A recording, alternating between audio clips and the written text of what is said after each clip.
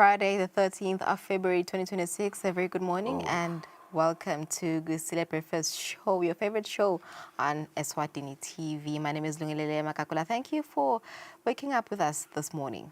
Lulu, Guni, how are you? Friday the 13th is normally associated, well, in Western countries, Friday the 13th is associated with bad luck or a day where something Friday bad is going to happen, but it's certainly not the case here in Eswatini and in Kusile Breakfast Show. And our program today is going to be a very, very beautiful one, but we do want to just look back at what has been an eventful week so far this week, and indeed it has been a full and consequential week in the Kingdom of Eswatini. As we greet you and we welcome you to the show. Welcome indeed to our Friday edition. It has been a full and consequential week in Eswatini, and this morning we want to reflect on some of the stories that defined this past week. And we want to begin where we should begin, a historic national milestone.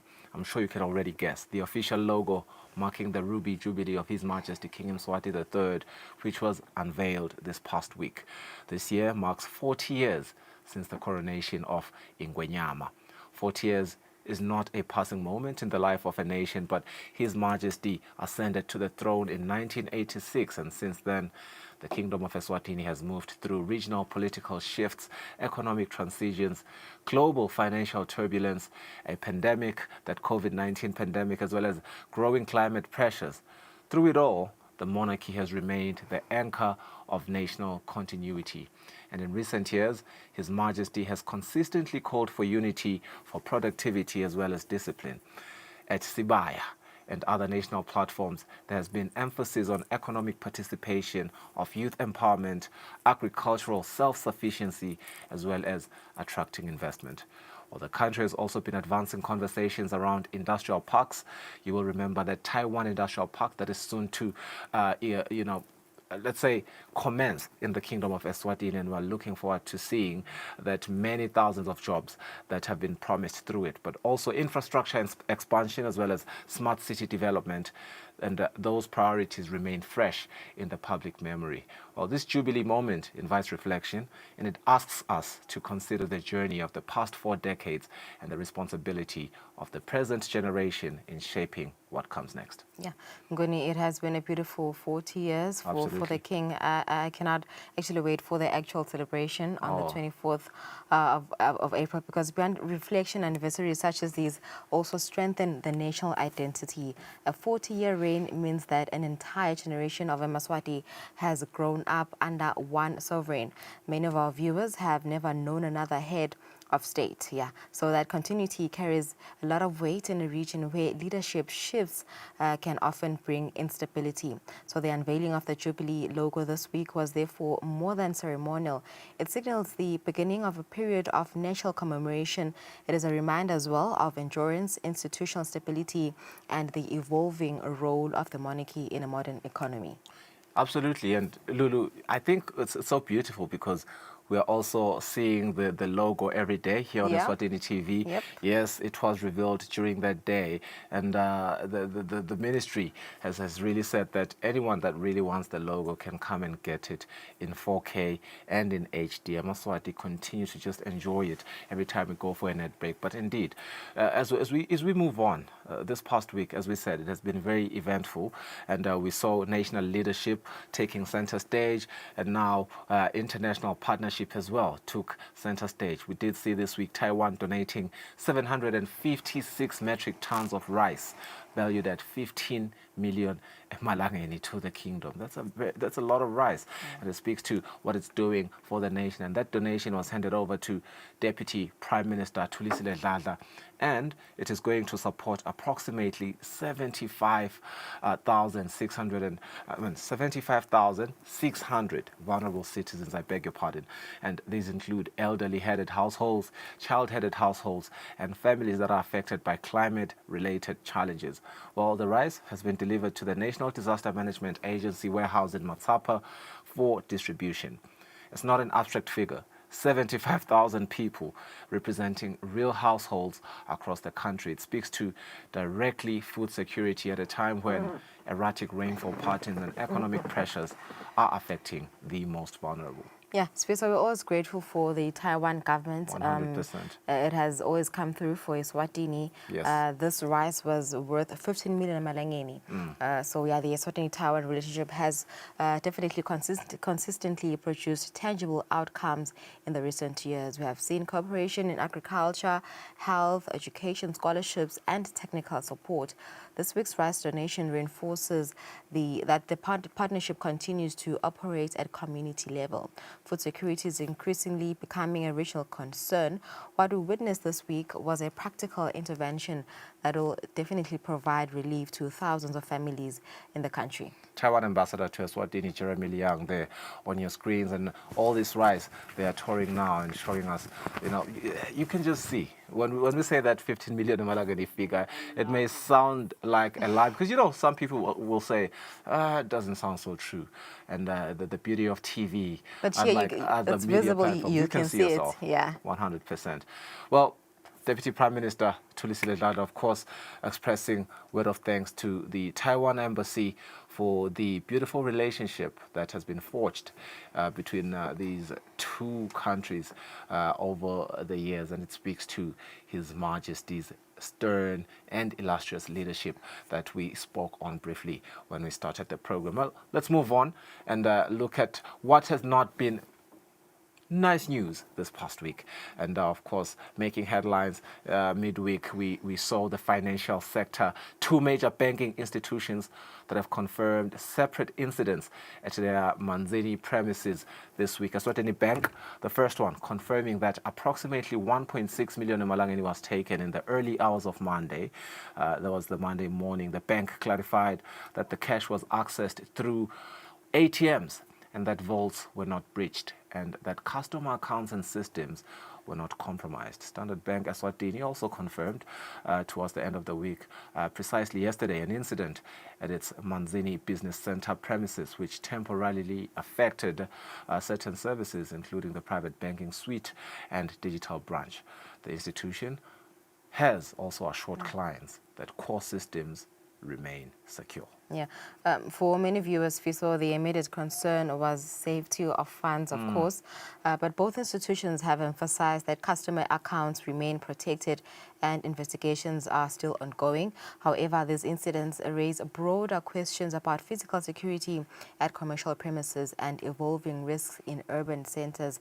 It is a reminder, though, that financial institutions must constantly adapt to emerging security threats. The security really has to be tightened. I think, we do applaud the fact that core systems have been secure. I mean, that speaks to the technology and the innovation that is in there protecting all these systems. But perhaps that human personnel that can stop people from breaking in needs to be strengthened, as well as the surveillance outside that gives those early warning systems, early warnings rather, to the people should be there as well. And the public, according to the cops, should be on the lookout for the photograph that is portrayed on the television right now. Apparently, allegations are indeed it was he was part of the people that broke in at the Eswatini Bank. I'm just thinking, Sfiso, that how brave these people are just to go and rob a bank.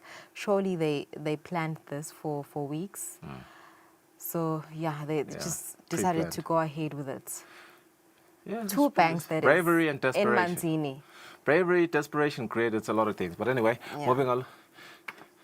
Yeah, but we have to, I suppose, applaud the Royal Eswatini Police Service for always, being abreast with these issues. They were there very early in Manzini. I remember as early as 4 a.m. Yeah, yes, when you told me that, look, news just broke on social media that this has happened. The police were already there. Yeah. So I think that's beautiful to see. So siyabonga kakhulu Mholi Manoma nawe maphoyisa embukweni sive ngendlela abagijima khona. Another major development development this past week was the electricity tariff decision.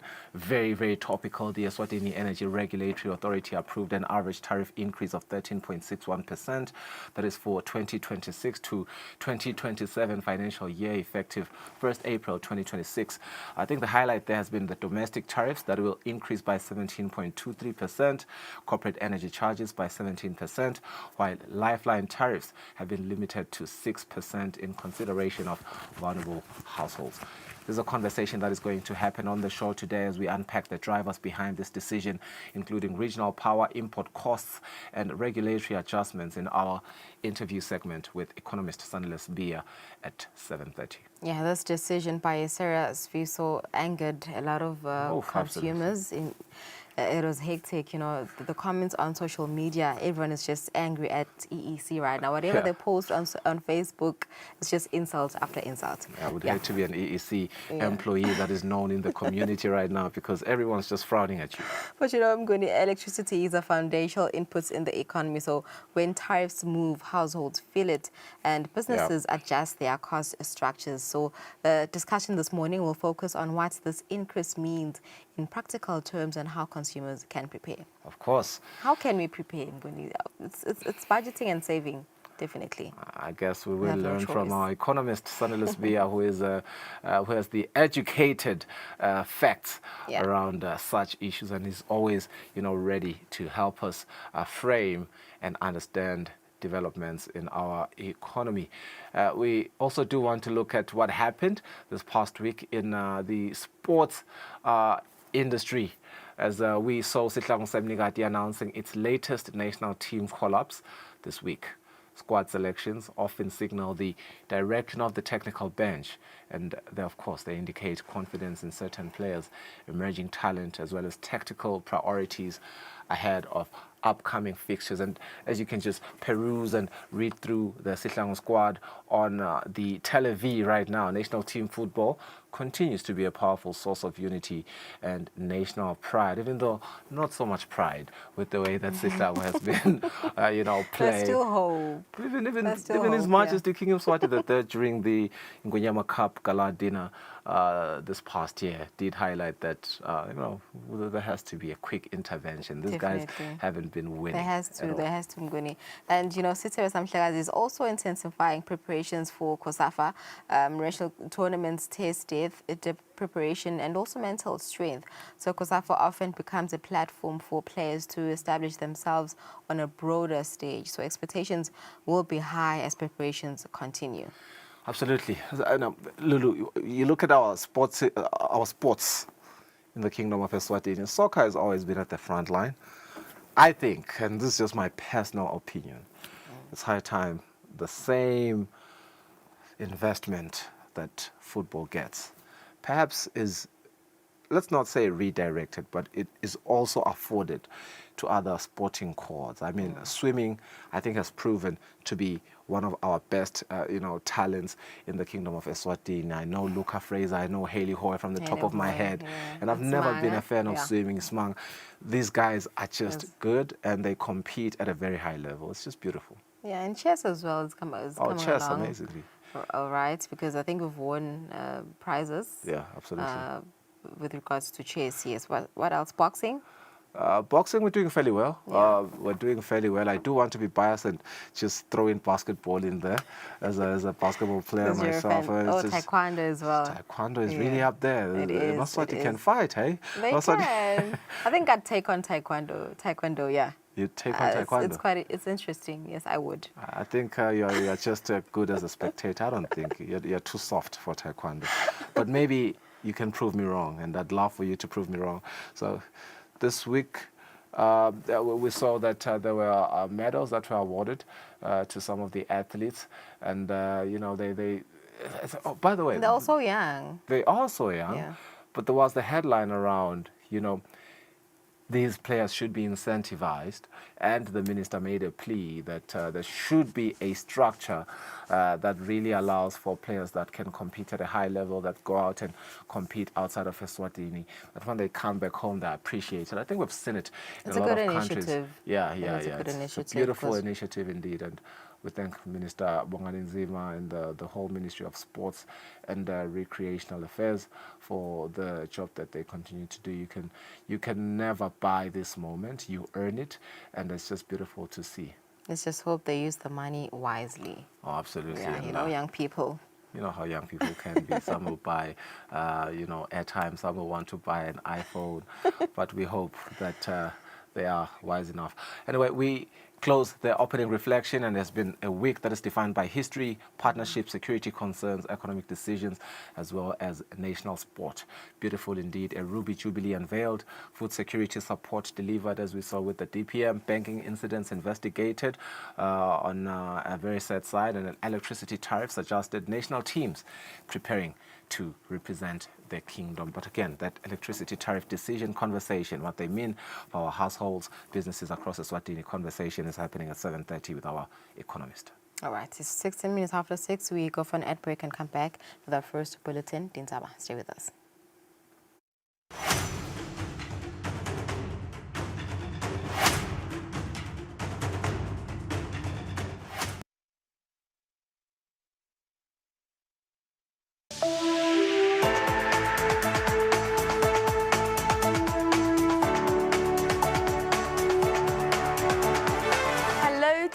Viewers of Eswatini TV in the kingdom and beyond.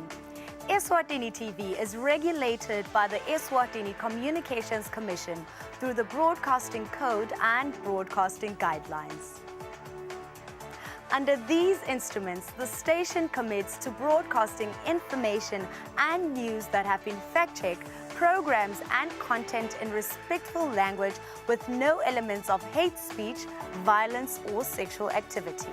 If you hear any unsuitable content on this channel, you have a right to voice your complaints with the station management.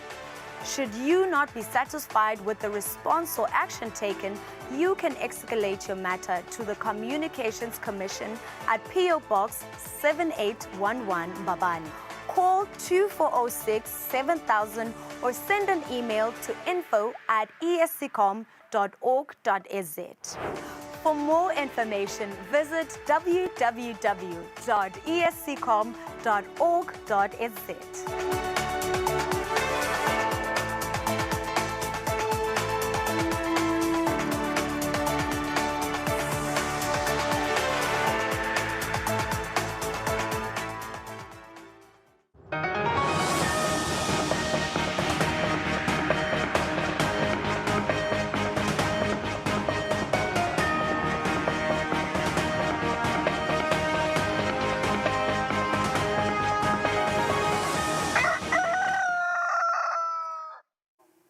Asimze sinemukele nati Dinzaba. Indvuna yelitiko letemisebenti lemikhulu nekutfutsa umhlonishwa sikhulu Ndlalihlaza Ndwandwe seyisukumise umkhankaso wokuphepha kwabafunzi emgwaqweni basaya noma babuya esikolweni. Umbiko wembutho wembube nesive uthi bafunzi labatfole tingoti tetimoto eminyakeni lophelile uveta kutsi bangetulu kwamakhulu lamatsatfu kanti lo nyaka bange-26. Sisukumisa lapha luhlelo lwemsebenzi lapho khona kutawungena etikolweni kufundziswe bantfwana ngato tekuphepha emgwaqweni kutawuze kuphele inyanga yangaMarch. Kutawuvakashelwa tikolwa letingemashumi kuthi nje mane kuphakanyiswe livuso lekwekuthi ana kunendzaba lesalela emuva etikwa letimphilo talabantfwana. Sesicalile nje sibongile kakhulu esikolweni se-MDS Primary lapho khona sitsite nje umucu wekukhulumisana nebantfwana. Sijabule kakhulu kuva kwekuthi labantfwana banalo lwati ngaleti tekuphepha emgwaqweni. Ngakho ke sekusele nje ukuthi bakhuthathwe ukuthi lokhu labakwatiko nalabakufundzile abakusebentise emgwaqweni. Lendzaba lena ke bekunene namhla ngamabomu sicondzise kubafunzi kubantu abesikolo ukuthi babe ngilabaphephile emgwaqweni. Empeleni sibuka wonke umuntu kakhulu labahamba ngetinyawo. Kuyamangalisa kuva ukuthi laba velelwa tehlakalo kakhulu tekulimala emgwaqweni ngilabahamba ngetinyawo. Shothi umuntu lolinyatwa imoto kakhulu ngilongekho emotweni. Kusho ukuthini ke lokho? Sithi ke namhla ngamabomo sikukhuluma sisetikolweni kepha sikhulumisa wonke umuntu losebenzisa umgwaco. Sithi nyanza leyo nganaba laba sebenzisa umgwaco ngalonye ihlobo ngaba tinyawo ngaba tidududu ngaba ngamabhayisikili. Nakathi ke Maswati bantwana bangumliba loya embili bathwesa thine sonke sinetandla tekubuka labantwana. Singaba sive nje, singaba batali babo, singaba bothishela, singaba ngiye wonke umuntu lokhona wekuthi asiunake lo mliba loya embili. Namhla siunaka esihlokweni sekuphepha emgwaqweni.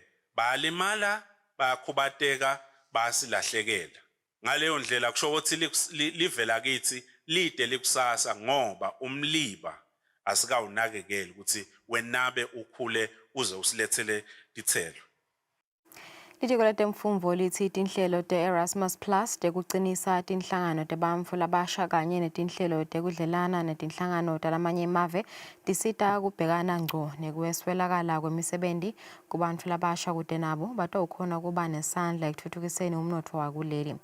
Lokhu kuvetwe lisekela lamabhalane lomkhulu wetiko letemfundvo nececesha lelibuke inchubo etikolweni lungelo Nhlengetwa.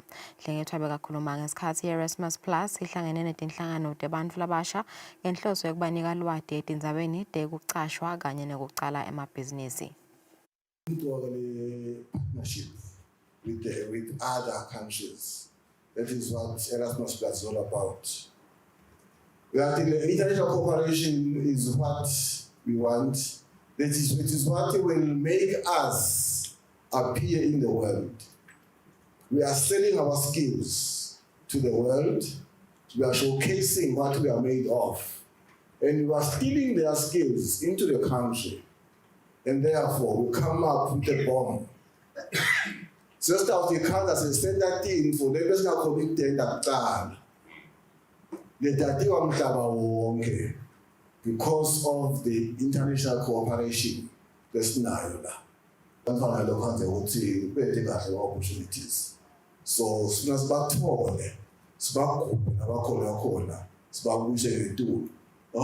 can do something. But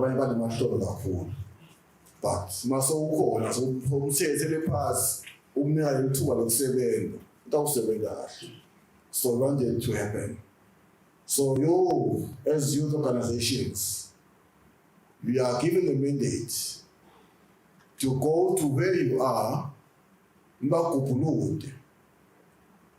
and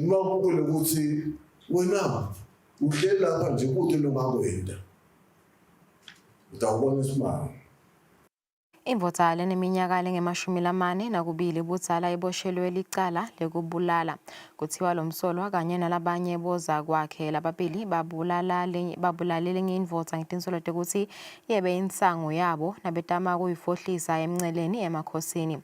Kuthiwa sithumbu semufi satfolakala sesite lulwimi. Umsolwa longumduduzi Nhleko loneminyaka lengemashumi wasemadubeni uvele embi kwenkantolo yamanje enhlangano phekolicala lekubulala. Kuthiwa lo msolwa wendele licala mhla til-17 ngenyanga kaKholwane ngeminyaka ka-2024. Ngekusho kwamaphepha senkantolo, lo msolwa wabulala simangale ngekushangeta ilimato letingatiwa emahlandla emtimbeni. Kuthiwa lo msolwa kanye nalabanye bomsolwa lababili bona lesebagwetshwa bahlasela simangale eHolneck lapho bafike bashaya ngetinsolo tekuthi simangale sibambe inkunzi sebayinsangela bomsolwa lebebetama kuyifohlisa emnceleni losenzaweni yasemakhosini. Kuthiwa base bahamba nayo emufi kwayo emnceleni lapho bebathuye bekhona lensango nakufika khona baphenze bamthumela bamshaya. Labanye balabo msolwa base bajika babuyela eHolneck kuyofuna sibhamu lebekusolakala ukuthi sejiwe ngumufi bangasitholi. Kuthiwa sithumbu semufi satholakala seside lulwimi. Bomsolwa lebaboshwa kucala bathi uyalati lo msolwa losanza kuboshwa ngoba nabaye eHolneck bashiya lo msolwa nemufi emakhosini kanti lapha besaphila umufi. Kuthiwa lo msolo wase ubalekela event lase-South Africa, lakhona wase uboshelwa lelinye licala lekutholakala nesibhamu ngalokungekho emthethweni kanye nekuhlala kulela live abe ede imvumo. Evikini leliphelile sibe sesiyaphela isigwebo selomsolo event lapho makhelwane wase ubuyiswa lapha eveni tokuchubeka naleli lekubulala. Inkantolo ithe lo msolo utawugcinwa ejele kude kushaya mhla til-11 ngenyanga yeNdlovu lenkulu, asamele kuyoteka leli cala inkantolo lenkulu. Kubika Thando Kuhle Mdluli, Inhlangano. Sihlalo wenhlangano yabalimi bemhlanga Mlambo Patricia Dlamini uthi akwakhiwe inhlangano letawuba sambulelo setinhlangano tabalimi balo mhlanga Mlambo. Uthi le nhlangano lesambulelo setinhlangano itawube seyibhaliswa ngaphansi kwetinhlangano telibanjiswano ikhulise emalunga. Bekakhuluma ngesikhathi kufundziswa abalimi ngemakethe yemhlanga Mlambo. Sesiyawuhlanyela lo bhambu khona le etihoshini. Last tesifuna kuyawuhlanyela khona kanzi akusito tihosha todwa bazalwane. Uya intercroshwa emasimini ethu. Mina nje le hectare lengafundziswa ngayo ng250 wetithombo leti lengathi khiphela 20,000. Ngahamba ngawuboleka cooperative yami la bengitoha khona ngatinikela ukuthi thenga letithombo ngoba ngi-interested kokuthi vele le industry yalobhambo ayisebenzi. Ngibuye la kulama species angwali lamanye ema species bantu abakethu, but species nespecies stawungena sekusebendele bambusa balkhwa lesiyati kabandi tsine lengiyona lesiyati lokuthi vele itawusebenda lo msebenzi. Bakhona bohlophe basivile lokuthi njengoba bale research kula lamanye ema species lakafaka Johan waka Bryson atasisita kakhulu lo lengimnanzi ngako ngale research station kude lesingakakwendi nakhona kona loku researcha kona lokudliwako kuthi ngeke kusigulise. Sinato tincwadzi tako basiresearchela khona le make Mhlanga the late kwa researchwa kwapotsholwa ukuthi vele there is no harm lengaba khona kulenza badle. So ke batathi basuka abantu kulala amanye ama species bathi labo make kuyadliwa nyalo sebathethe lesinye species lesingesiso lespecies sethu bahamba bayokuhlanyelela sona. Singene engcakini sicela kungathi contradict, sicela kuchubeka nalesethu species lesingisona sesasiresearcha senda konke ngaso. But vele sicelo sami asimakheni lenhlangano.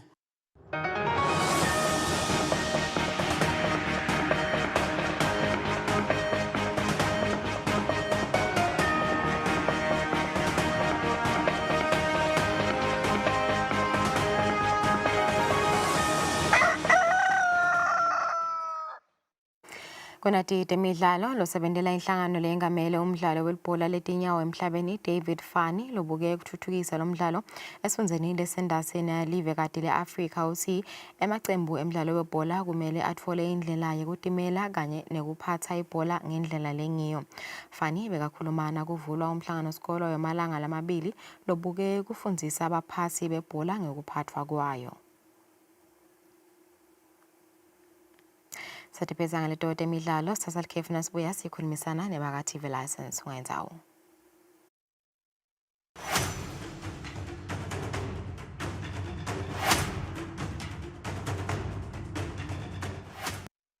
Be sure to catch Business Watch every Wednesday between 2 p.m. to 3 p.m. where we feature the latest updates on business news, market trends, and exclusive interviews with industry leaders, as well as insights on emerging small and medium enterprises in the commercial sector. Business Watch, your business leader.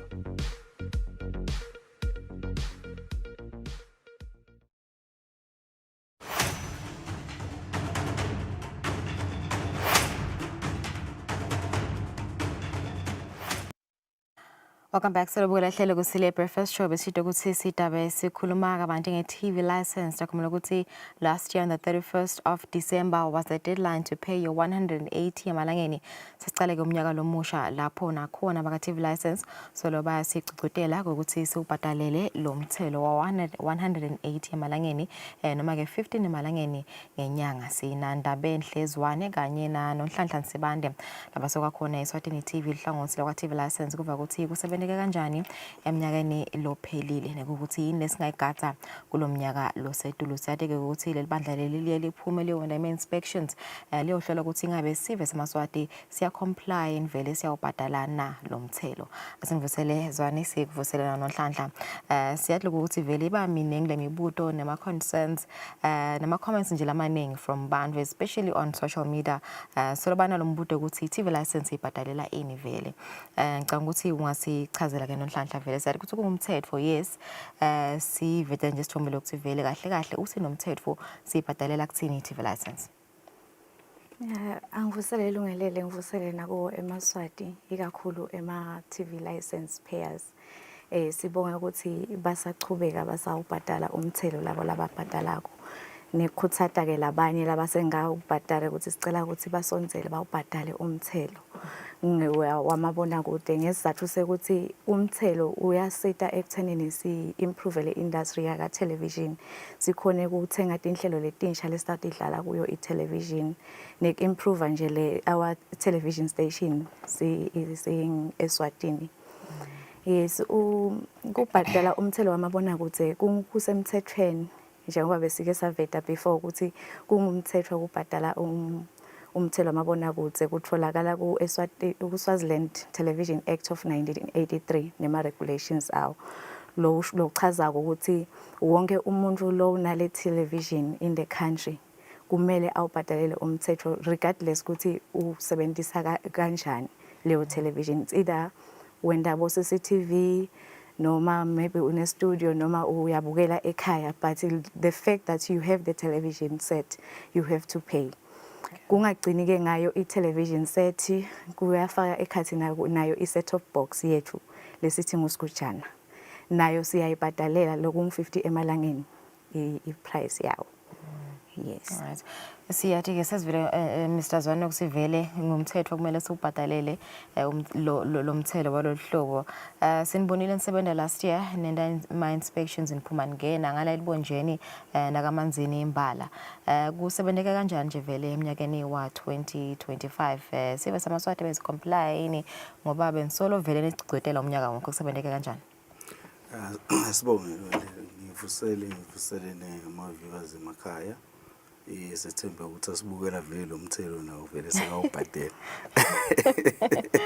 ngoba ukukhutsata nje wesihlale siwakhutsata eMaswati lokufaka kona nalokusisike siphume siyele ngaphandle njengoba ushito sike sa elibonjeni saba nako ukuvakashela Tinkapa nema villages lamaningi sihamba sifundisana ngawo lo mthelo ukuthi ubhadala kanjani umthelo wamabona kuthi futhi bese lokubhlungu sibese kuba nesizathu nasikhanza ukuthi awukaba solo ungacomply so kulokubhadaliza kulokuhamba kuma inspections sikavarishe lapho sakavarisha nema retailers njengoba ehlukana nema business ngokwehlukana kwakhona ukuthi nawo sihambe siwakhuthata ngoba whether ufake in business noma uyifakenda in isinje lo mthetho uma ownership yale TV yale gadget Eswatini TV kufuna ukuthi ubese uyikhokhela umthelo leyo television.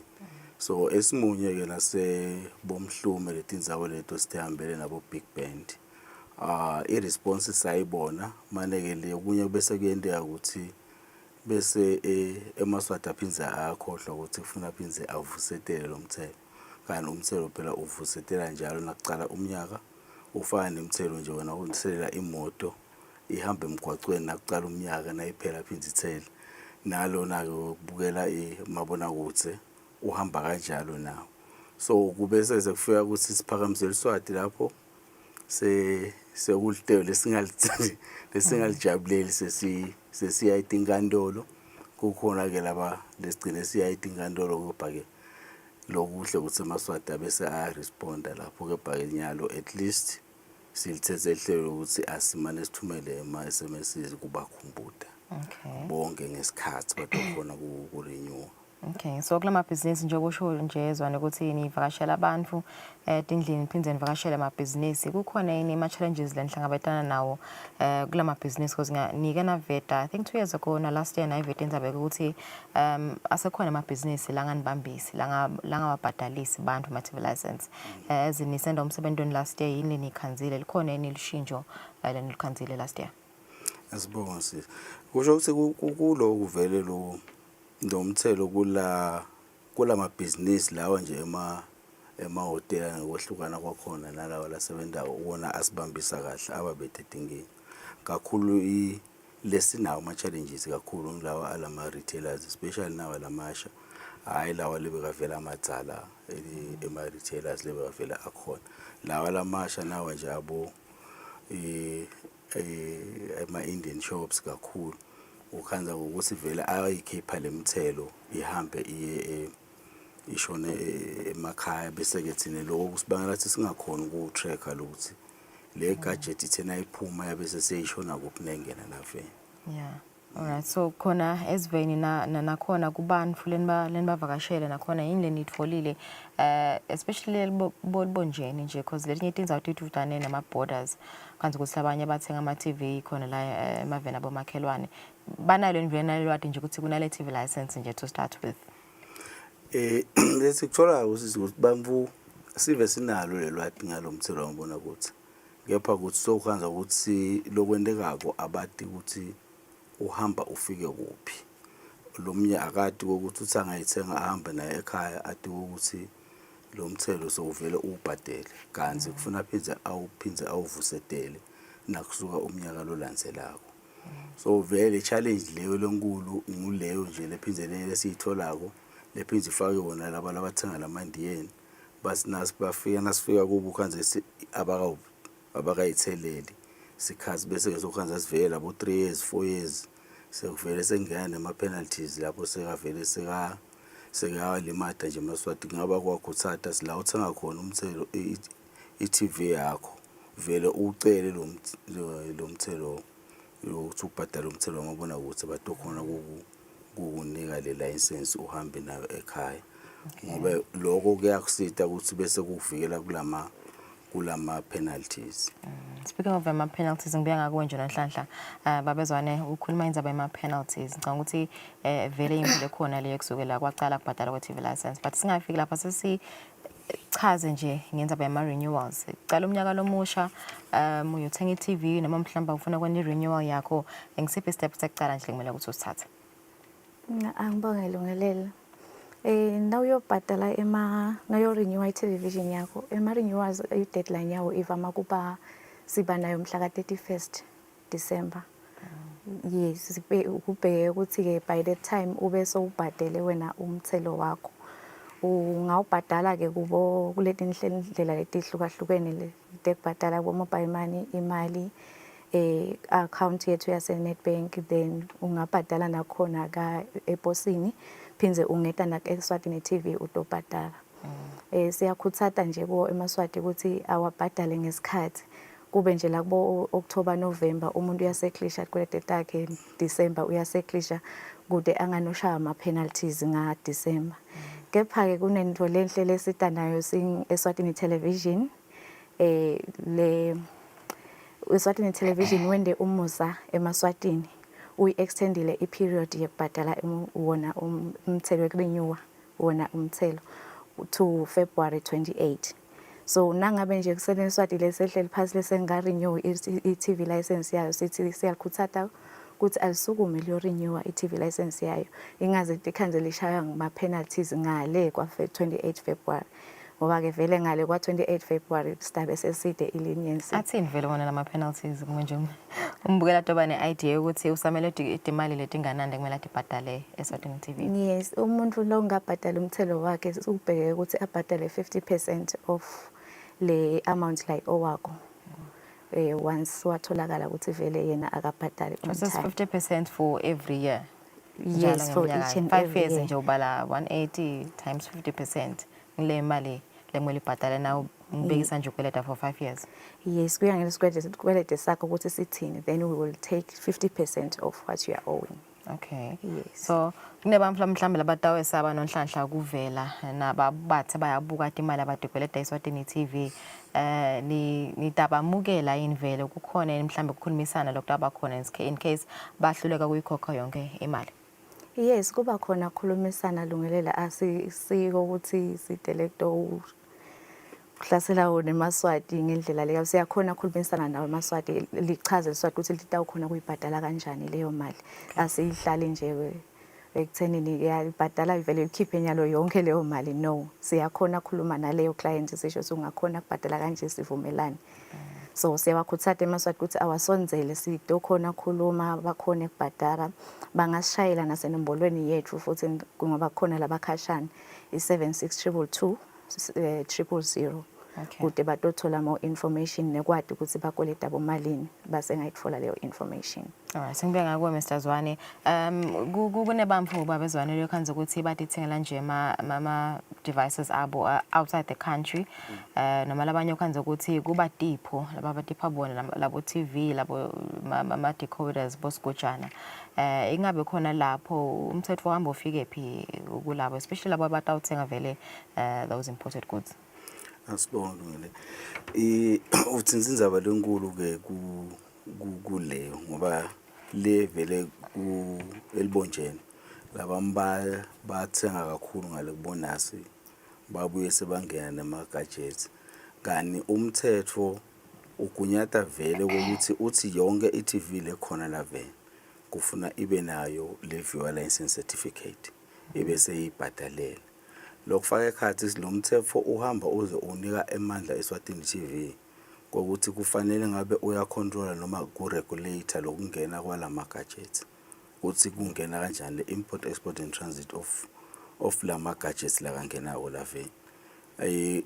Isho ukuthi Eswatini TV unawo lamandla engenisa lo kufike kuye na ku retailer ukuthi nayo kufuna ngabe le viewer license certificate iba nayo bese seyiyayiclaima naseyithengisile bese seyisifinisha ngale information iyasho nalomthetho ukuthi ufuna umneta 14 days ngokuthi any gadget lengenile kufuna sinotify ukuthi nesinge Eswatini TV ukuthi yonke gadget seyingenile ingala ngekhathi vele. Ngicabanga ukuthi le ma challenges lawo ngasisothela letinkinga lesinato kulama retailers nalaba labathenga le emakhaya bamla bese sebahamba ukuthi nabo bathi lo mthetho lo le gadget ufuna abe ayibhadalele futhi abe registered ku Eswatini TV ukuthi so unayo I gadget leseyingakuyi lese in possession. Okay. Uphindze ke lo mthetho ukhulumisa kuma regulations ukuthi mangabe so uyayishintsha so wenda sipho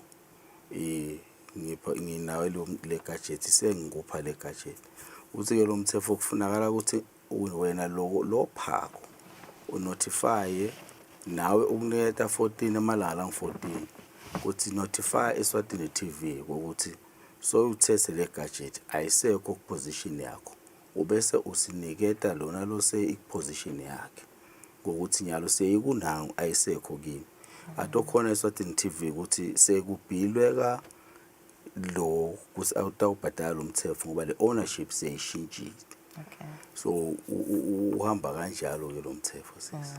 Ngala kusengihle ngena ku social media nje babezwane vele kukhona la eMaswati abuta khona imibuto leminingi labanye nje baye babuta ukuthi banema TV akathene emakibo la tigubhu letinkulu la ngemuva labanye banalawo manje nje lasafila grekhale screen ahleli nje kuba nalombuto ukuthi ke bona labo benda kanjani ngoba nisho ukuthi as long as kune device nje endlini vele yonke device endlini iyawubhadalela umthelo labo ke benda kanjani labo.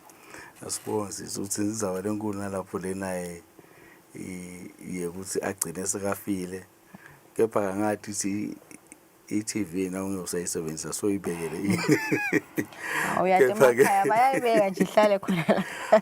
Kepha ke siyayisibone vele abanye sebabekile kahle kahle lo mthetho lapho uyalinika liswati ukuthi lingeta ku Eswatini TV nathi sinawo ama formula esinawo la ufika ugcwalise khona ngishothi nje as some kind of affidavit ukuthi uyafunga ukuthi le gadget yakho lena seyikufele ayisaphinzi ilunga futhi awusaphinzi nawo uyisebenzisa bese ke nathi sesiyakhona ukuthi sesihamba sihlezi sikuvakashele siyoyiconfirma lo ukuthi wena vele leyo gadget seyikufele sesitawube sesiyakhona ukuyikhipha ngala ku system ingasabalwa njengama gadgets lasakhona laveni laphilako lokusho ukuthi ayisekho sifana ukuthi ayisekho leyo gadget kepha kubhlungu vele sesende inspections deyikhanzi ihleli lapha ngoba mina ngiyadi kusifenini angadi ukuthi kwendeke awukabiki Eswatini TV mina ngiyathaminya mhlambe nithule 2 minutes ago noma ithule an hour ago so mina ngidabe semine sengiyakubhila vele nabe nje ngikhanza sibe yisolingatheli ngidakubhila nakambe afika inspector wethu lo hamba utabagcoke konke lokuphelele lokukhomba Eswatini TV utawufika bese soyakubhila ngoba leyo TV abeyisolo into esasesibeyisolo isebenta yeah vele babezwana nyalo vele sengukudala imibuto vele lebutwa ngilesive kunabamhla abadzala bogogo nabomkhulu khanze ukuthi bamfa babo bayabashiya emakhaya babashiye nabantwana bangabanaki nekubanaka basala bodwa banema TV nabo bayafisa kubukela TV but bafisa kubhadala but ke uyathi bogogo bahola imali encane 500 dinengitimbule kumele ukuthi batende ingabe khona ineliniency kubo bamhla abadzala ukuthi mhlambe bona kuyakhulunyiswana nabo uyathi ukuthi umuntu omdala mamfusa nje ngemthetho vele uyafuna ngosami comply kukhona yini mhlambe lo uyababonelela yini bamhla abadzala uthi zizaba lenkulu ke ngalapho ukuthi loku ungekho nje lokumile nyalo ukuthi lo mthetho vele uthi nje le gadget nayikhona lo owner ukuthi ngimake mdzala noma kukanjani vele lo mthetho ubheke ukuthi awubhadala sekungamane kube ngiloko ukuthi simniketa le tigabata lokubhadala ukuthi kumba ngabhadala nini kanjani no 15 emalangeni ngenyanga noma ke nakacela ukuyibhadala kathathu ngeminyaka ngoba labanye bayabacela ukusebenzisa kathathu bayijube kathathu bese bayibhadala sekungamane kube ngiloko kahle kahle lo mthetho vele kwanyalo usashaya nje across usengake waba nako ukhetha ukuthi wena ungabe ngilongabhadali wena ungabe ngilobhadalayo phandle kuma diplomats laqhamuka lamanye amave la kakhona laveni ngiwo lowa exemptako lo mthetho kuphela otherwise lo munye umuvu umsatha njengoba anjalo nje kusuka ungena uyabhadala nayilenye ke babezwana nasikhuluma njenga every device ukuthi every device lekhokha isignal lekhokha Eswatini TV or noma nje lenye i-channel nini chaza kuthini because besides lama TV nalabo decoders nabo sigujana sekunama tablets sekunama laptops sekunetincingo siyakhona ukubukela siya streama nisho ukuthi nalawo ma devices lawo sisawabhadalela invele uthi nomthetho lo mthetho sisinanga nasiubuka wasuke wachaza nje le gadget kufanele ngayiyabhadala lokusho ukuthi ke kwanyalo Eswatini TV ngoyelo sabuke nje ukuthi usafocus kulama gadgets lafana naye njenge TV kakhulu ukuthi naku ke la focus ekhona kwamanje kepha nje lo mthetho vele wawubala nje ukuthi le gadget nabi khona nje ku receive broadcasting network iphinzi khona ukuthi kuvetele storm lo shothi iyadingenela lapha ngekhathi but ke Eswatini TV ngaba kuwe ukuthi unaba uyawufika kuphi ngicabanga sikwanya Eswatini TV vele usafocus kule TV Ngase singakhuleka kwamanje singakhona kubukela ngema tablets ama laptops bathi sikhathadeke ngema TV nama decoders all right so ngifuna ukubuta naye babezona I think ibe inkinga kakhulu nje siyibonile last year nabo facata nyalo bamhla abaningi ba follow baba nemachinga njalo nje and also sinibonile nani niba nama bogus officers bamhla baye ngabamfu bathi bangema officers aka TV license labafuna kuyobhadalisa abantu on site ingabe leyo vele ivamile ivame kanganani seningcobile indvele akhona nima reports enotfolile last year ukuthi kube nabantu labagebengiwe bathi babagebenga abantu abathi basuka Eswatini TV Ngisho ukuthi asibona le inzaba lemcoka kakhulu esiveni. Kulomnyaka wa-2025 asikabi nawo lawo ma-reports la kanjani. Sagcina kulo 2024 la ngazi ukuthi kube khona la ngathi avela kancane. But nje lesikhathini lesiningi nasenda lama inspections nale bomhlume leti ngapani thi asibambisane nato ihambise le information ngokuthi utambona ngani inspector oqhamuka ka Eswatini TV siyaye sikuvete lokho sikuchaze konke ukuthi ufuna ambone ngani lo inspector. And number 2 ngiyosi encourage ukuthi umbabhadale kulama pay points ethu lesinawo lesiyaye sibavetele wona ukuthi ngilapha la ubhadala khona asiyavami ukuthi sithathe ngesandla cash sivamile ukuthi vele kube ukuthi bawubhadala kulama pay points lesinawo especially lama individuals lesive.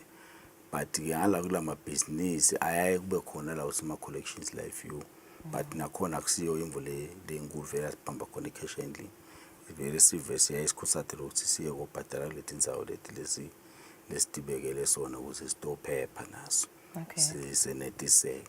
Lokusho nje inspector nakafika uthatha le information ye-gadget nabi ngekho ayihlanganise nalo mnikati waleyo gadget then ke bese uyambhila then ke sekufuna bese soya kuyobhadala sobhadala kulama platform kulama pay points eflesiwabekile.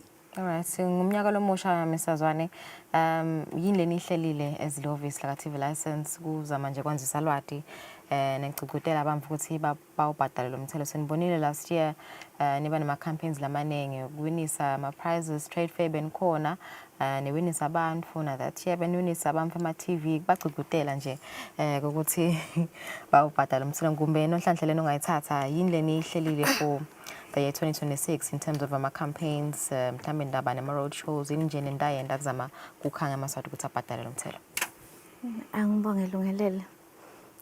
In terms of tinhlelo tethu talonyaka sihlelile ukuthi sitawuphuma siye kuwe eMaswati siyowafundzisa ngalomthetho because kukhona lesingakhoni la ngakhona ukulalela ku social media la ngakhona ingena ku social media njengabo gogo nje kube kusele. So siplaniyela ukuthi sitawuphuma siye kuwo laMaswati sifike siwafundzise ngawo kubhadala umthelo.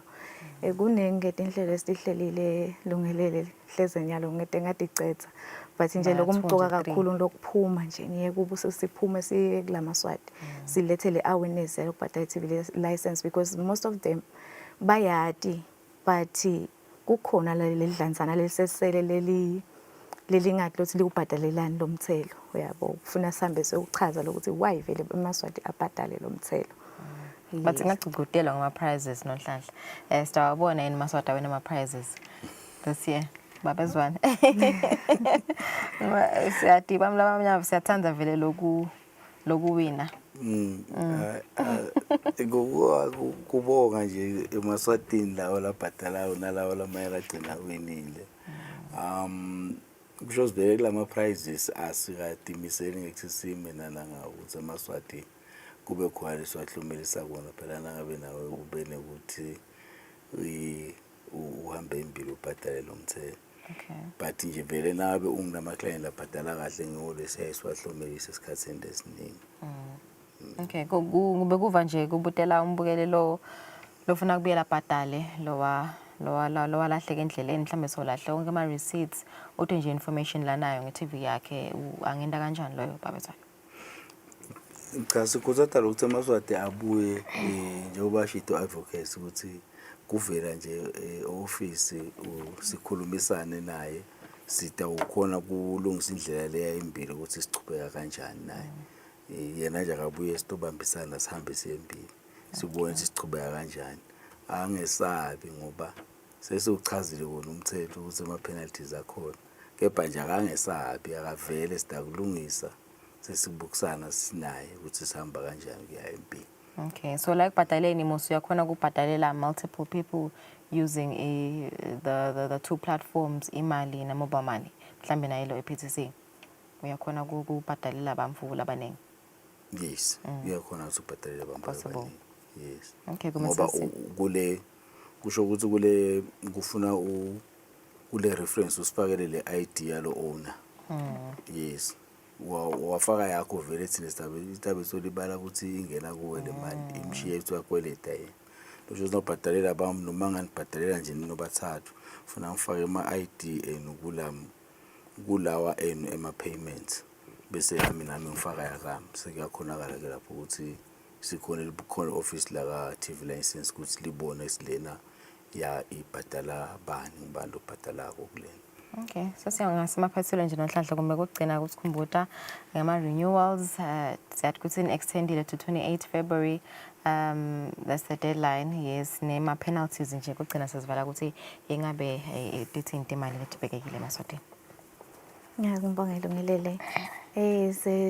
Sekungaba kuveta nje Lungelele ukuthi sikhuthade eMaswati ukuthi nalolo losihleli ekhaya atitshela ukuthi uyesaba ukuthi uyakweleta sithi akasondele atokhulumisana nathi akhone kurenewa i-TV license yakhe. Lokho kucondzene nawo ema-individuals sibuka nawo ema-businesses nawo ema-retailers awasondzele sikhulume nabo sikhulumisane silungise babhadale umthelo.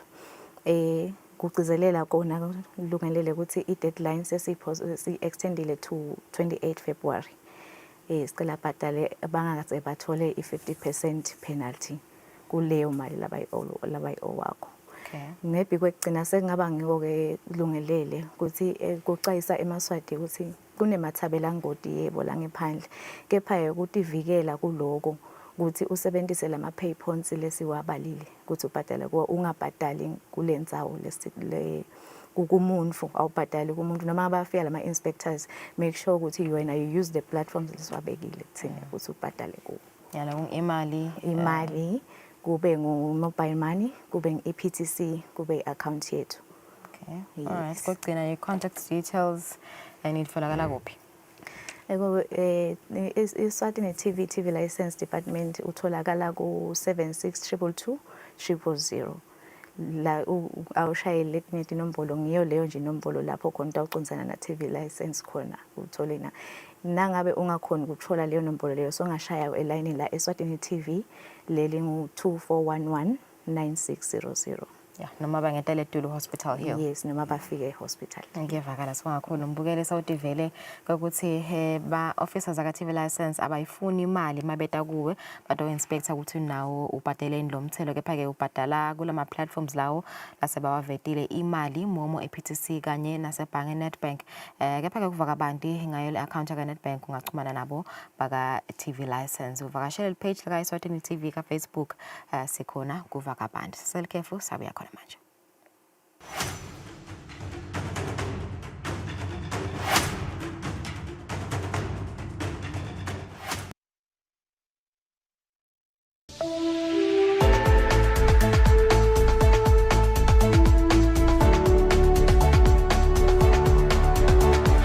Hello to all the viewers of Eswatini TV in the kingdom and beyond.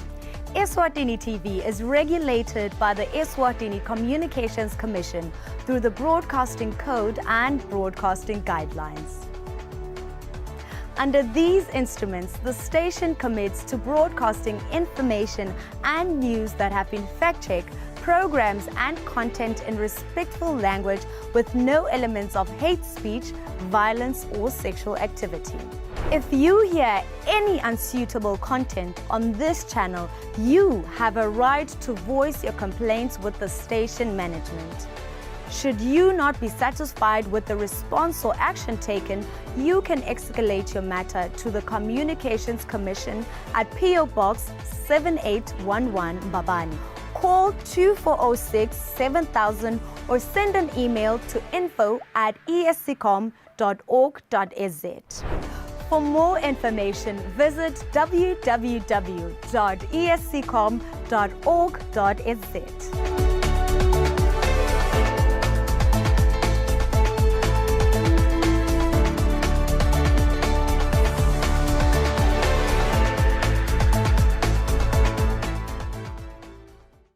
Kude lesinye isikhathi ngaphandle kwalesi aba research bafunze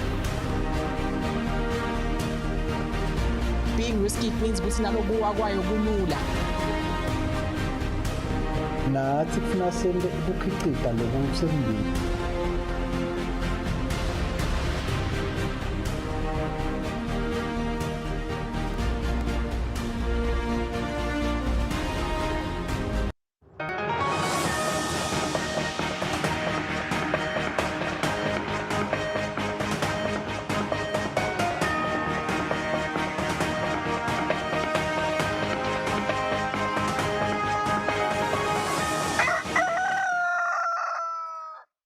All right, 7 a.m. on the dot, our English news segment now. Thank you for staying with us here on Kusile Breakfast Show. And our first story, Inkosikati Magelang has launched the Eswatini Childhood Cancer Foundation that is aimed at improving recovery prospects for children with cancer. The official launch, held at the Royal Villas in Eswatini, was attended by Their Royal Highnesses Bantu Benkosi, with Princess Buhlebetive representing the Inkosikati. During the event, Princess Mkelewe Bukhosi moved guests when she revealed that she is a cancer survivor. Childhood cancer was described as a painful and undeniable reality during the launch. Since 2016, more than 400 children have been diagnosed with various forms of cancer in the country. Far too many diagnoses occur at an advanced stage, which limits chances of survival. Late presentation is often driven by limited awareness, delayed referral pathways, and systematic constraints within the healthcare system. The impact of childhood cancer can erode both the innocence of children and the future potential of affected children. Inkosikati Magelang Kambule, who was represented by Princess Buhlebetive, says the establishment of the foundation is a bold declaration that this can no longer be accepted.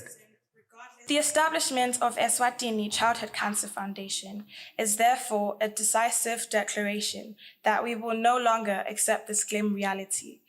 We refuse to accept that a child's chance of survival should be determined by geography rather than medical possibility. Delays in diagnosis, fragmented care, or avoidable suffering must be a thing of the past. Every citizen, regardless of their financial standing and where a child is born, they must never again navigate this journey in isolation, burdened by fear, uncertainty, and financial hardship. Through this foundation, we shall ensure that survival chances of a child with cancer in Eswatini are improved, and we affirm a deliberate and collective choice to act with urgency, coordination, and resolve. Inkosikati Magelang Kambule said childhood cancer is a national reality that touches every family, emphasizing that the launch of the foundation was not merely an event, but a call to meaningful action. Her Royal Highness Princess Mkelewe Bukhosi touched many hearts when she revealed that she is a cancer survivor. She attributed her recovery to God Almighty and the unwavering support she received from their majesties and Inkosikati Magelang Kambule. She went on to wish cancer patients a swift and full recovery.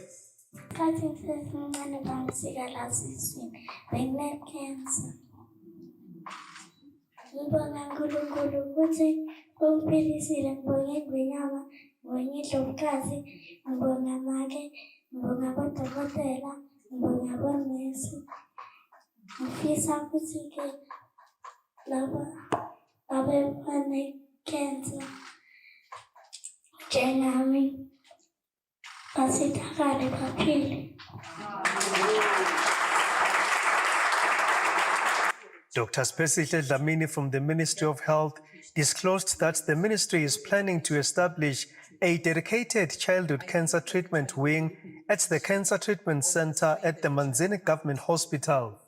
Parents of childhood cancer survivors, together with Awande Gunene, a childhood cancer survivor, shared profound stories of recovery and expressed their gratitude to His Majesty the King for the medical support they received through the Palala Fund.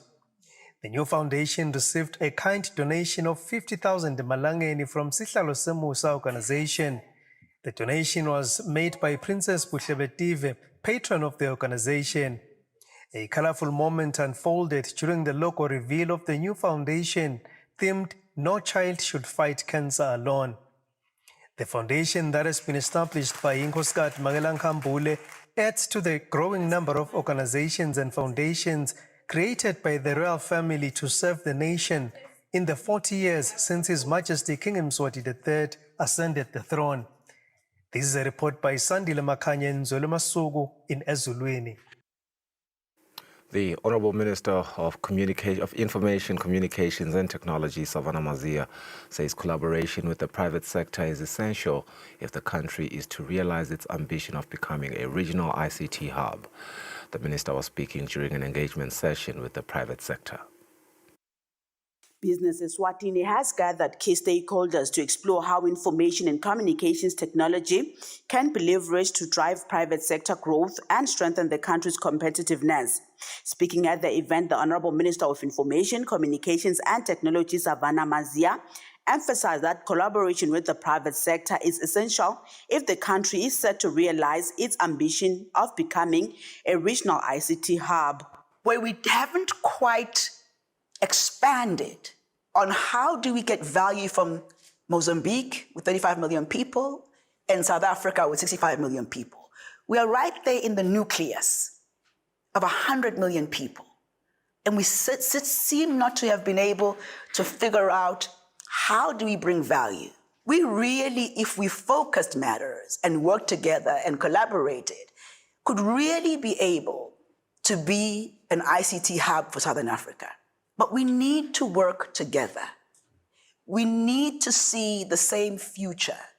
We need to understand that as business and as government, we're actually cousins and need to be able to see that we're family and not see each other as coming from different positions. Business Eswatini Chief Executive Officer Inathi Dlamini described ICT as a key driver of economic transformation. Nasingaqhubeka si-speed up singayintshintsha lo mnotho wethu siwubona akhula aphinze acreate lemisebenzi kulawo ma-sectors lesifuna siwakhulise. I-ICT ngiyo le driver i-efficiency etinkampanini. During the session, members of the business community presented proposals outlining areas of collaboration with government. Everything has been submitted, but they have not received their payments. So perhaps ICT, with their information and technological expertise, can develop a framework where creditors, government creditors, can check where is the status of their payments. Want to play a more meaningful part in terms of the infrastructure rollout. It's not happening at the moment. We have just completed a line from Hlangano to Lavomisa that's carrying fiber. And I would like to assure you that the collaboration between EPTC and the EEC is alive. How do we move and use the point of presence that is availed by business? Because I'll tell you why we are pushing towards that. It will free your people, the civil service, to do what they need to do. The Honorable Minister of ICT also reaffirmed government's openness to public-private partnership, noting that collaboration will be critical in unlocking new economic opportunities and ensuring sustainable growth for the Kingdom of Eswatini. Reporting Samkasiwe Koza and Sikumbuzo Dlamini, Mbabane. The Honorable Minister of Public Works, Chief Ndlaluhlaza Ndwandwe, says learner safety is national priority. The Honorable Minister was speaking during the launch of the Back to School Road Safety campaign. The Honorable Minister of Public Works and Transport, Chief Ndlaluhlaza Ndwandwe, has officially launched a Back to School Road Safety campaign aimed at protecting learners as schools reopen. The Honorable Minister emphasized that learner safety remains a national priority. Speaking at the event, the Honorable Minister stressed the importance of safeguarding learners. Sisukumisa lapha luhlelo lwemsebenzi lapho khona kutawungena etikolweni kufundziswe bantfwana ngato tekuphepha emgwacweni kutawuze kuphele inyanga yangamanje. Kutawuvakashelwa tikolwa letingemashumi lamabili kuthi nje mane uphakanyiswe livuso lekwekuthi ana kunendzaba lesalela emuva etikwaleti impilo talabantwana. Asiwunake lo mliba loya embili. Namhla siwunaka esihlokweni sekuphepha emgwaqweni bayalimala bayakhubateka bayasilahlekela ngaleyo ndlela kusho ukuthi livela kithi lide likusasa ngoba umliba asikawunakekeli ukuthi wenabe ukhule uze usilethele dithelo. A representative of the National Commissioner of Police revealed statistics on road accidents involving learners. In 2024, a total of 507 children aged between 0 and 14 years were involved in road traffic accidents. Then in 2025, the situation remains concerning as 524 children within the same age group were involved in road traffic accidents. As of 2026, there have been 28 children that are also involved in road traffic accidents. The regional administrator and mayor of Mbabane echoed similar sentiments, describing road safety as a shared responsibility. As a region, we firmly believe that the safety of our learners lies at the heart of the national development agenda. Today's launch serves a powerful reminder that road safety is a shared responsibility. Every child deserves to travel to and from school safely. Council is investing in road infrastructure. Our infrastructure includes pedestrian walkways, raised crossings, pedestrian islands, guiding blocks for people living with disabilities. The Back to School Road Safety campaign will run until March this year, with increased law enforcement visibility, road safety education, and awareness activities planned across the country. Reporting Samkasiwe Koza and Sikumbuzo Dlamini, Babane. Government is engaging global digital platforms like Google and TikTok to ensure that local content creators are paid for their work. The Honorable Minister Savannah Mazia says content creation is a skill that deserves recognition and financial reward. Content creation and being paid for content is part of the careers of today and the future. Therefore, it's incumbent upon us to ensure they get that payment. Unfortunately, we have not as a country been ahead of the times as we should have been. South Africa is having their people and their citizens getting paid for content. So what we are doing, because we missed the curve, is to be able to go and fight for Eswatini to be able to win. We've met a variety of people and of organizations, including the hyperscalers who own and pay for the content, to be able to see, how do we get Eswatini to be paid for content? We've been given an assurance, by the meeting that we're going to have in June this year, all that will be clarified, and we are very hopeful, by the end of this year, we'll be able to have content creators being paid for their content. It's a long process. Part of our advantage as Eswatini is bringing in companies like Google because they have YouTube as part of their offering, but also working with players like TikTok and all the other content provision platforms to ensure Eswatini get paid. Because this is a career. People can be employed, people can be able to sell product, people can be able to sell information, and so it's important that Eswatini do not get left out, especially the young women and the youth. They are such big participants in the area of content creation, so we must ensure they are paid effectively like everybody else in the world. The Minister of Tourism has declared the 29th of March as the official day for the Mahamba Gorge Hiking Edition number 12. The hiking sport was first held in the year of 2014, and this year will be commemorated under the theme, Every Step Counts, Hiking for Gender-Based Violence Awareness and Digital Safety. Mahamba Gorge hiking sport attracts over 3,000 people from all walks of life who come together to witness the scenic beauty of Kusile. The Honorable Minister of Tourism, Jane Mkonda, says they view this program not just as a sporting or leisure event, but as a key driver for the socio-economic development of the people of Kusile. Lo nyaka ke Mahamba Gorge uyasho lokho ukuthi ufuna sithi sihamba sibe sinaka lokho ukuthi nyalo kunanababo cyber nababona labo cyber labo digital lesinabo. Nyalo sasichumana kakhulu kakhulu ngabo ICT. Kunabo cyberbullying lebakhona. Lokhanza ngokuthi umntwana bambullisha through i-cellphone. Nawe umdzala umuntu umkhanza kubullisha through i-cellphone. Lomunye umkhanze enda naku lesikubita ka GBV ngekwekuthi ngu-stalking. Akustoke asebenzisa lolu cingo lwakho. Uthi ke mahamba coach lo nyaka ifocus yethu itaba ngala ekusebenziseni le tinfo tetfu tabo ma cellphones kokuthi silwa njani nale GBV lechamuka ngekusetshenziswa kwe-cellphone. Kunengi ubulala nalokuchamukile ngendzaba ye-cellphone.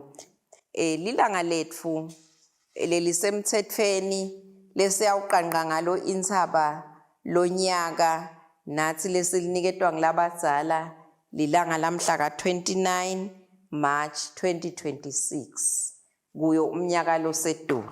The regional administrator for Shiselweni Themba Masuku has praised the impact of the hiking sport in the region. Lonyaka minister si kunale theme ye GBV.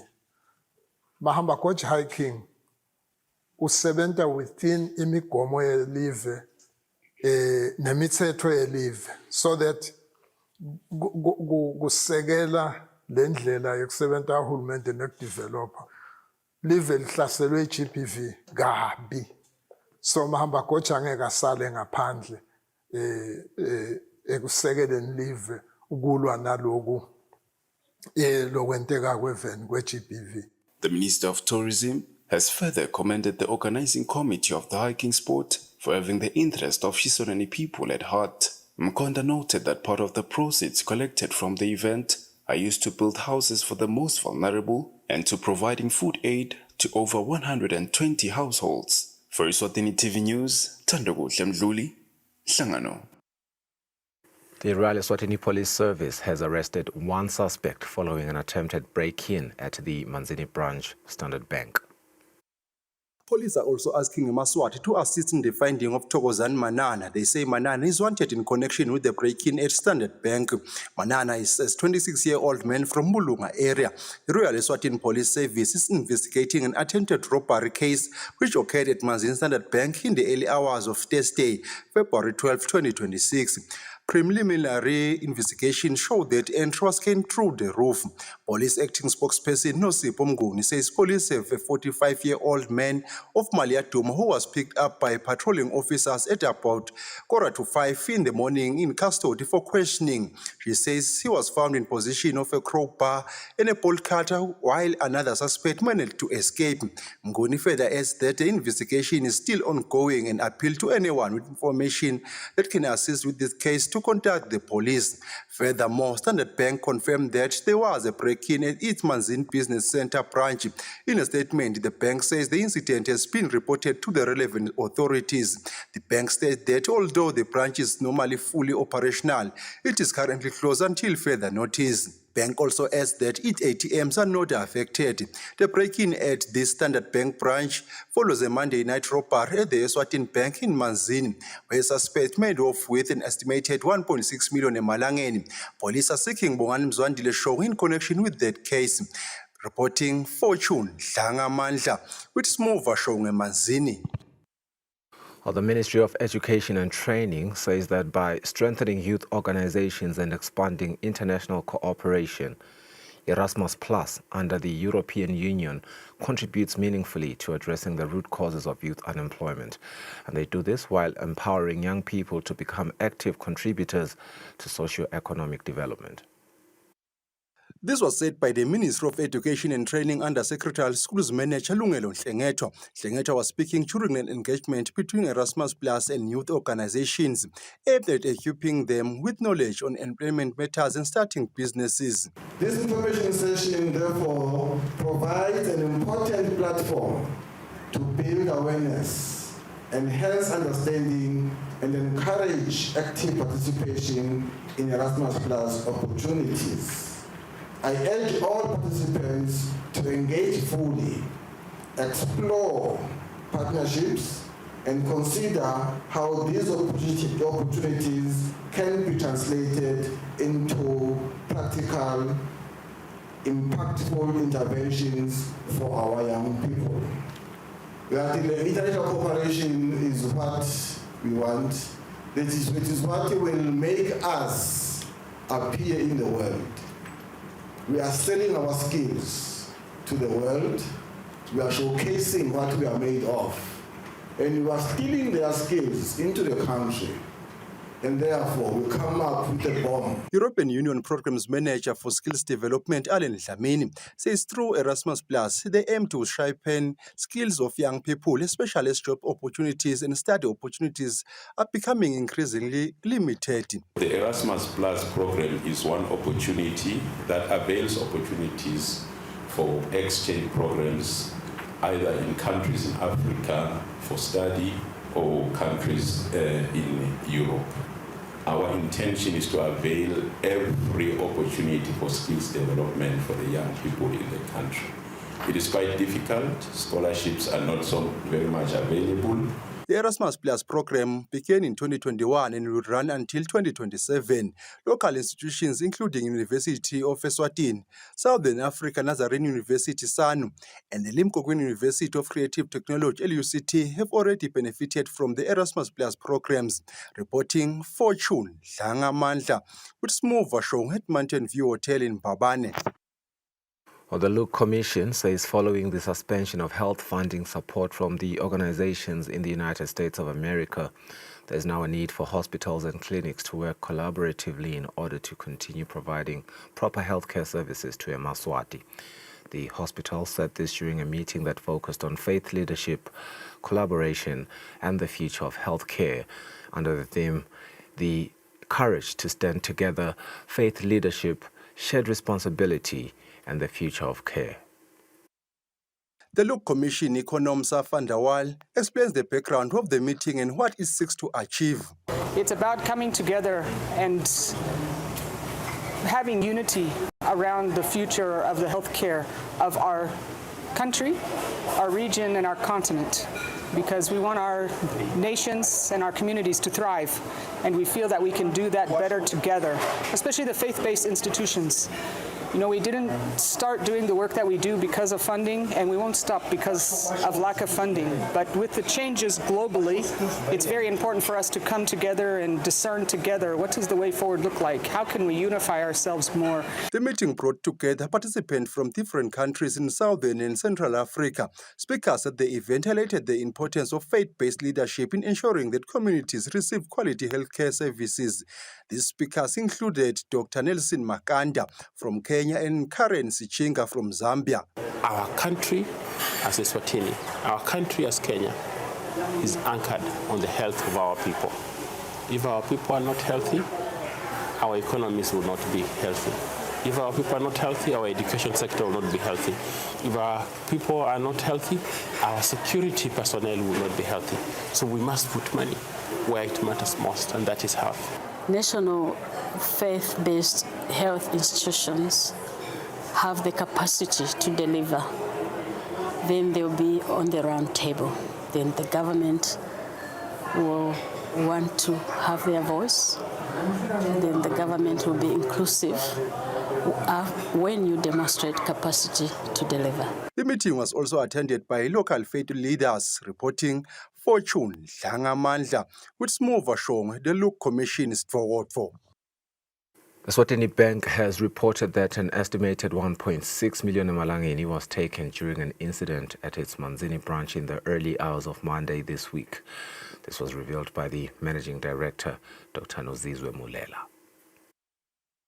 Early hours of Monday morning, we got a call informing us that there has been a robbery at Eswatini Bank, the Manzini branch. Very scary and indeed. We rushed there and we found that, yes, there are robbers that had entered the building. They managed to take away about just 1.6 million. And from our ATMs, that's where they managed to access the money from.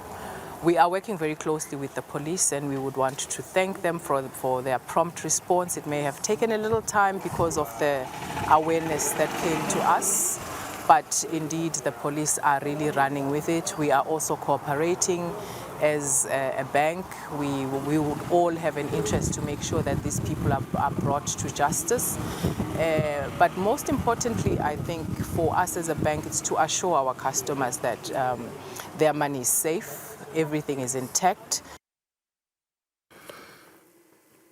Matapa, which is the industrial hub of Eswatini, is home to more than 700 businesses, and that is according to the town council. As factories expand and production surges, environmental concerns are growing alongside the economy. Today, we examine how the Matapa Town Council and local industries are working to balance economic growth with environmental responsibility, showing that development and sustainability can go hand in hand. There are only few landfills in the country that are accredited and approved. We're operating one sanitary landfill that meets international standards. We've got a lot of waste that is coming now from textile. We have partnerships with organizations now that are converting a lot of the textile waste before it can go to the landfill, including Wanbo Maga, who take the waste and do business with that. What happens is if you take textile to the landfill, like in the current status, we will not have the landfill in the next 2 years. We invested in a proposal that actually gave out an incinerator that is worth 80 million at the moment, built to also handle waste that cannot be destroyed by the landfill. The acting chief executive officer says they have partnered with local industries on waste management initiatives. One of these is Far East Textiles, one of the largest firms in Matapa, employing over 600 Emaswati.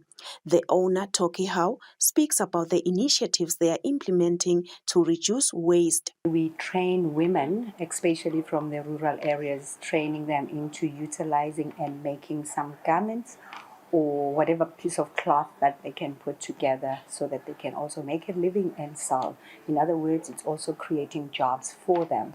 Business Eswatini's Chief Executive Officer Inathi Dlamini says environmental issues are non-negotiable for companies. Another project that I want to highlight is Vugani Bomake, which also seeks to address the issues of environment. You see now by taking things like using car tires, using things that would, textiles that would otherwise throw away, we are using those to repurpose them and create things of value. The Eswatini Environment Authority's Executive Director Gcina Dladla says they strictly enforce environmental laws. What has historically been used to make sure that industry complies with environmental legislation mainly has been the instrument of environmental impact assessment as well as environmental audits. Women in the Vuganibo Mage Waste Recycling Project say they are not only protecting the environment but also creating job opportunities for themselves. Under the third nationally determined contributions, Eswatini aims to reduce greenhouse gas emissions by 2.24 metric tons of carbon dioxide by 2035. Reporting, Nelson Dlangamandla, Vuminkosi Nzinisa, Matapa.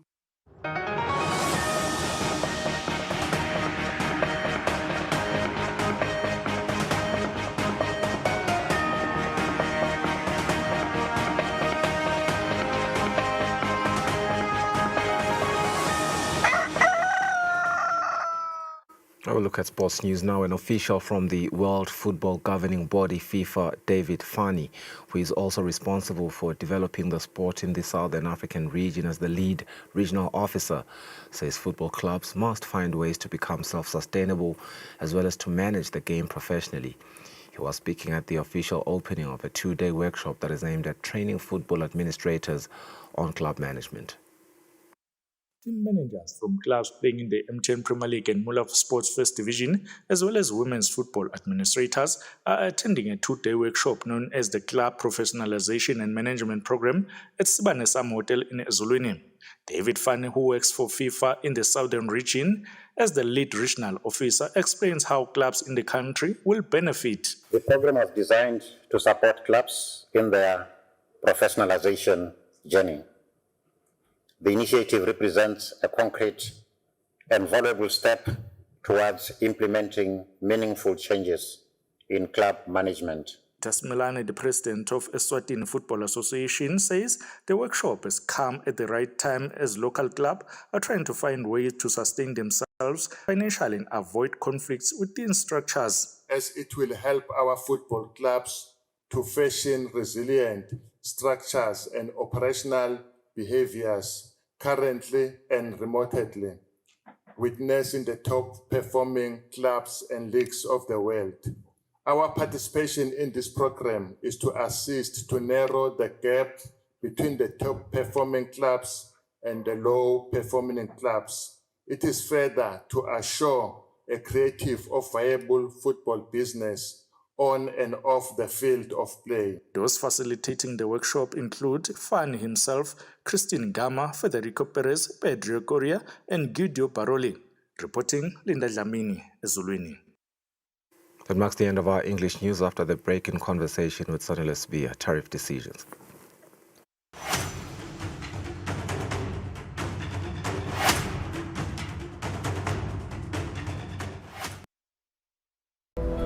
I'm gonna choose you forever.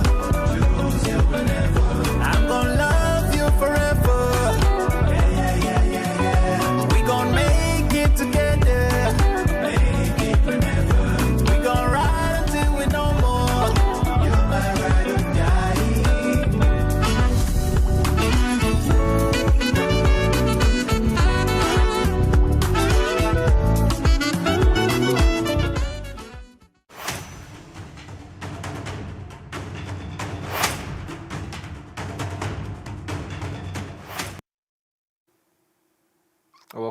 Welcome back to the program. You're still watching Kusile Breakfast Show. It has been the topic of conversation since Wednesday this week, and indeed, headlines continue to speak on the tariff decision, and they are following that tariff decision read, and they read, "We are forced to shut down." Small business owners warn they will not be able to cope with the increasing cost of electricity come the 1st of April. While others are asking a moral question: why should the poor always bear the brunt? The Eswatini Energy Regulatory Authority approved an average tariff increase of 13.61% for 2026-2027. But underneath the average, domestic tariffs rising by 17.23%, corporate energy charges by 17%, and demand charges by 17%. Only the lifeline tariff has been limited to 6%. The regulator says the adjustment balances sustainability and consumer protection, citing higher input costs, renegotiated power purchase agreements, as well as prior under-recoveries. But on the ground, the fear is immediate: business closures, job losses, and rising prices. So is this economic alarm justified, or is this the painful cost of keeping the lights on? Economist Sonny Lesbia joins us now on the program and is going to chime in and help us really, frame the consequences and the implications of this development. Thank you for your time, Mr. Sbia. Really appreciate it, per usual. "We are forced to shut down" was the headline on the morning of Thursday. It is a Friday this morning, and people are still lamenting this decision.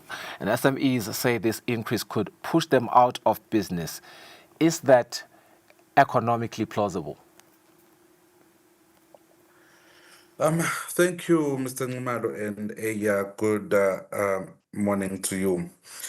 So while we look at the whole tariff structure, yes, it could be one of those things that we need to look forward to, how business is going to absorb this electricity shock. So when you look at it in the first month or so, you do expect businesses to be absorbing that cost entirely on themselves. And then you would then expect that going forward, that is going to be pushed forward onto the consumer, in terms of the pricing. But what business has to contend with right now is the affordability on the side of the consumer. Will the consumer be able to absorb the price increase due to the electricity increase. And I think that is where SMMEs are coming from, because one person would think that, it is quite simple. Businesses are going to push the cost to the consumer and they're going to recoup that. But on the other side of the market, you have to think of whether the consumer is going to be able to absorb that shock. And you also need to be able to think of what a demand deficient environment means for the SMMEs and their ability to pass on that entire electricity increase, that entire 17% to the consumer. Now, what we are seeing is an indicator that SMMEs are looking at a situation where they're not going to be able to entirely pass that on to the consumer without affecting the demand side of things. So essentially what you're looking at with that type of situation is, there's going to be a deficient demand or less than what you would have been ideally getting in the market because you're no longer competitive. And if you are now competing with bigger conglomerates who can somehow be in a position to pass on a greater proportion of that into to the consumers. So it does present quite a tricky environment to the SMMEs who can only pass such a small portion and affecting their ability to stay competitive in the market. And we do know that the products that SMMEs are putting out in the market are largely, substitutable. So you might see that shift of consumers onto the other segments of the market. So I think what you need to then understand is it is not the electricity tariff that is closing it, that will result in the closure of businesses, but it is the ability to remain competitive when you have to raise your price to now try and absorb this electricity tariff. And how much of that you can pass depends on how much of the market you want to retain. So either you would let the 17% eat into your margins and your profits, which is something that I think they are contending with, and their ability to absorb that as consumers and not pass it on to as producers and not pass it on to the market. So now that is where we say they're seeing the possibility of closures because they're not going to be competitive in the market and they cannot afford to absorb this shock and not pass it on to the final point of sale where you're able to recoup those costs. And even if you do that, there is the issue of a deficiency on the demand side because you're no longer offering competitive prices. And remember, this is Eswatini. We import above 60% of what is consumed in the country. So when you're looking at it, you don't have to look at only local competitiveness, but the ability to compete with imported products, largely from South Africa. Yeah. So essentially, businesses are walking a tightrope here. And as you submit, it's twofold. If they close, it's because they cannot remain competitive, of course. Are they willing to, push this pressure forward onto the consumer? But as it is, and I suppose that is the second part of this headline, because businesses said we are forced to shut down, and yet there was a lot of complaints from the poor, let me not say the poor, but people saying, why should the poor always bear the brunt? And justifiably so, the purchasing power, as it were, if we are to submit a metaphor, is already limping. If this becomes a situation now, what position does it put not only the business, but also their consumer themselves? Because I suppose domestic tariffs rising by 17.23%, is that regressive of an impact? Like, how do we interpret that now when we focus mainly on the consumer? So as you've rightly put it, what we're seeing is going to be a direct impact on the consumers. And I think it's a bit, a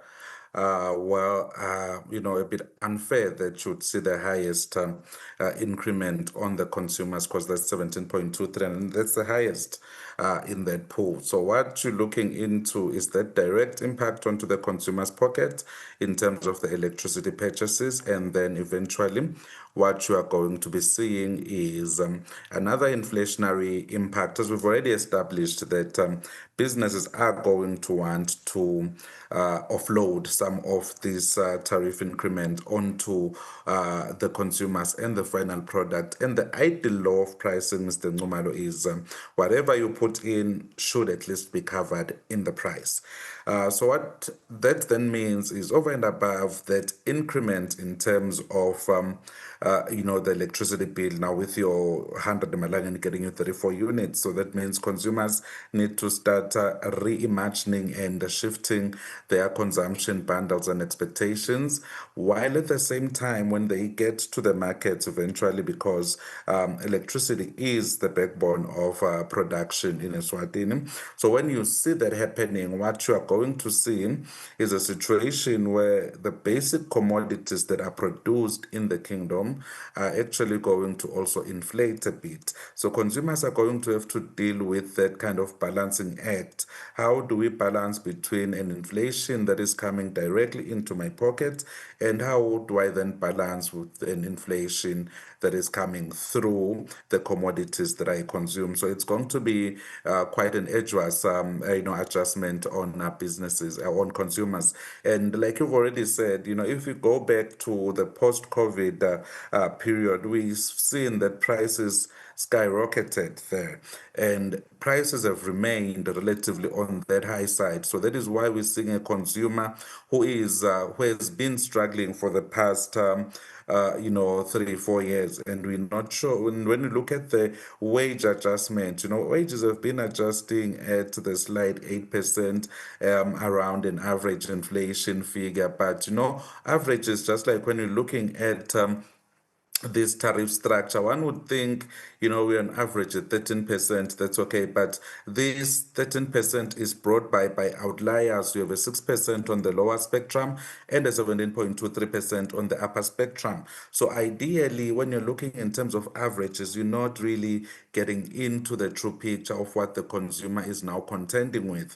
So that's where the conundrum is coming from, that the consumer is still contending with those high prices post the COVID recovery period. And we've seen, even though prices have begun to increase at a slow rate, but they have not regressed. We've not seen a situation of deflation, but what we've seen is a situation of disinflation. So that means prices are increasing, but at a slower pace than they had been increasing. So ideally, you would expect that you either expect incomes to increase at a very high pace to index consumers against the cost of living, or you would expect to get to a point of a disinflationary spiral where prices are somehow readjusting and recalibrating. But we do know that prices are sticky downwards. What has to move upwards is the incomes of consumers to try and balance this burgeoning cost of living. But like you were saying, looking at the 6%, and that is the lifeline tariff, Sarah says that is kept at the 6%. And I suppose the question there becomes, won't vulnerable households still feel the second round effects of now food and services? Most definitely they will, Mr. Nxumalo, and because we all eventually have to buy from the shops, and most of the commodities that we buy are actually produced and manufactured using the electricity, and eventually, so when inflation happens in the country, it happens for everyone, whether you're vulnerable or not, whether you're the middle class or not. Then the pertinent question becomes, what do we really need to look at? Is it the ability to adapt, or the fact that you're going to see that also in the mainstream economy?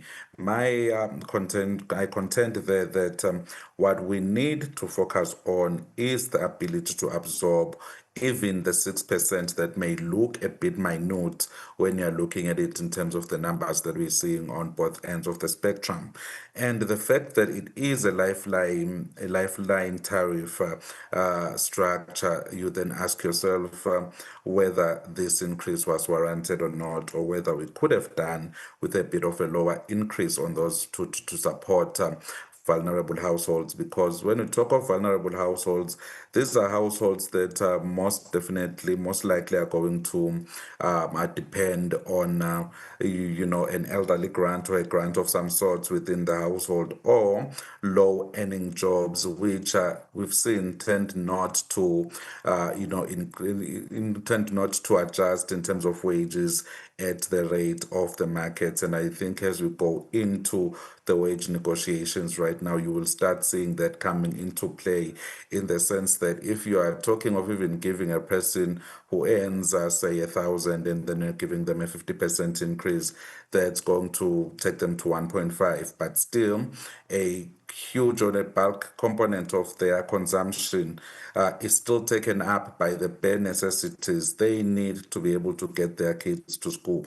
They need to eat. So right now, adding this additional burden in terms of electricity costs, now that means what you are essentially going to be doing is, and I think this has actually become quite the norm, you are seeing households shifting back to those unclean energy sources, where you find people people now tend to cook outside, in terms of like boiling water, in terms of cooking their beans. They tend to do that outside now on the fire. Yet when we started the electrification round, it was also more to get people into a cleaner energy source, where you now try to avoid these respiratory sicknesses that come with with the use of those unclean energy sources. So right now, the question we're asking is, what is going to happen to those efforts now that you've added this 6%?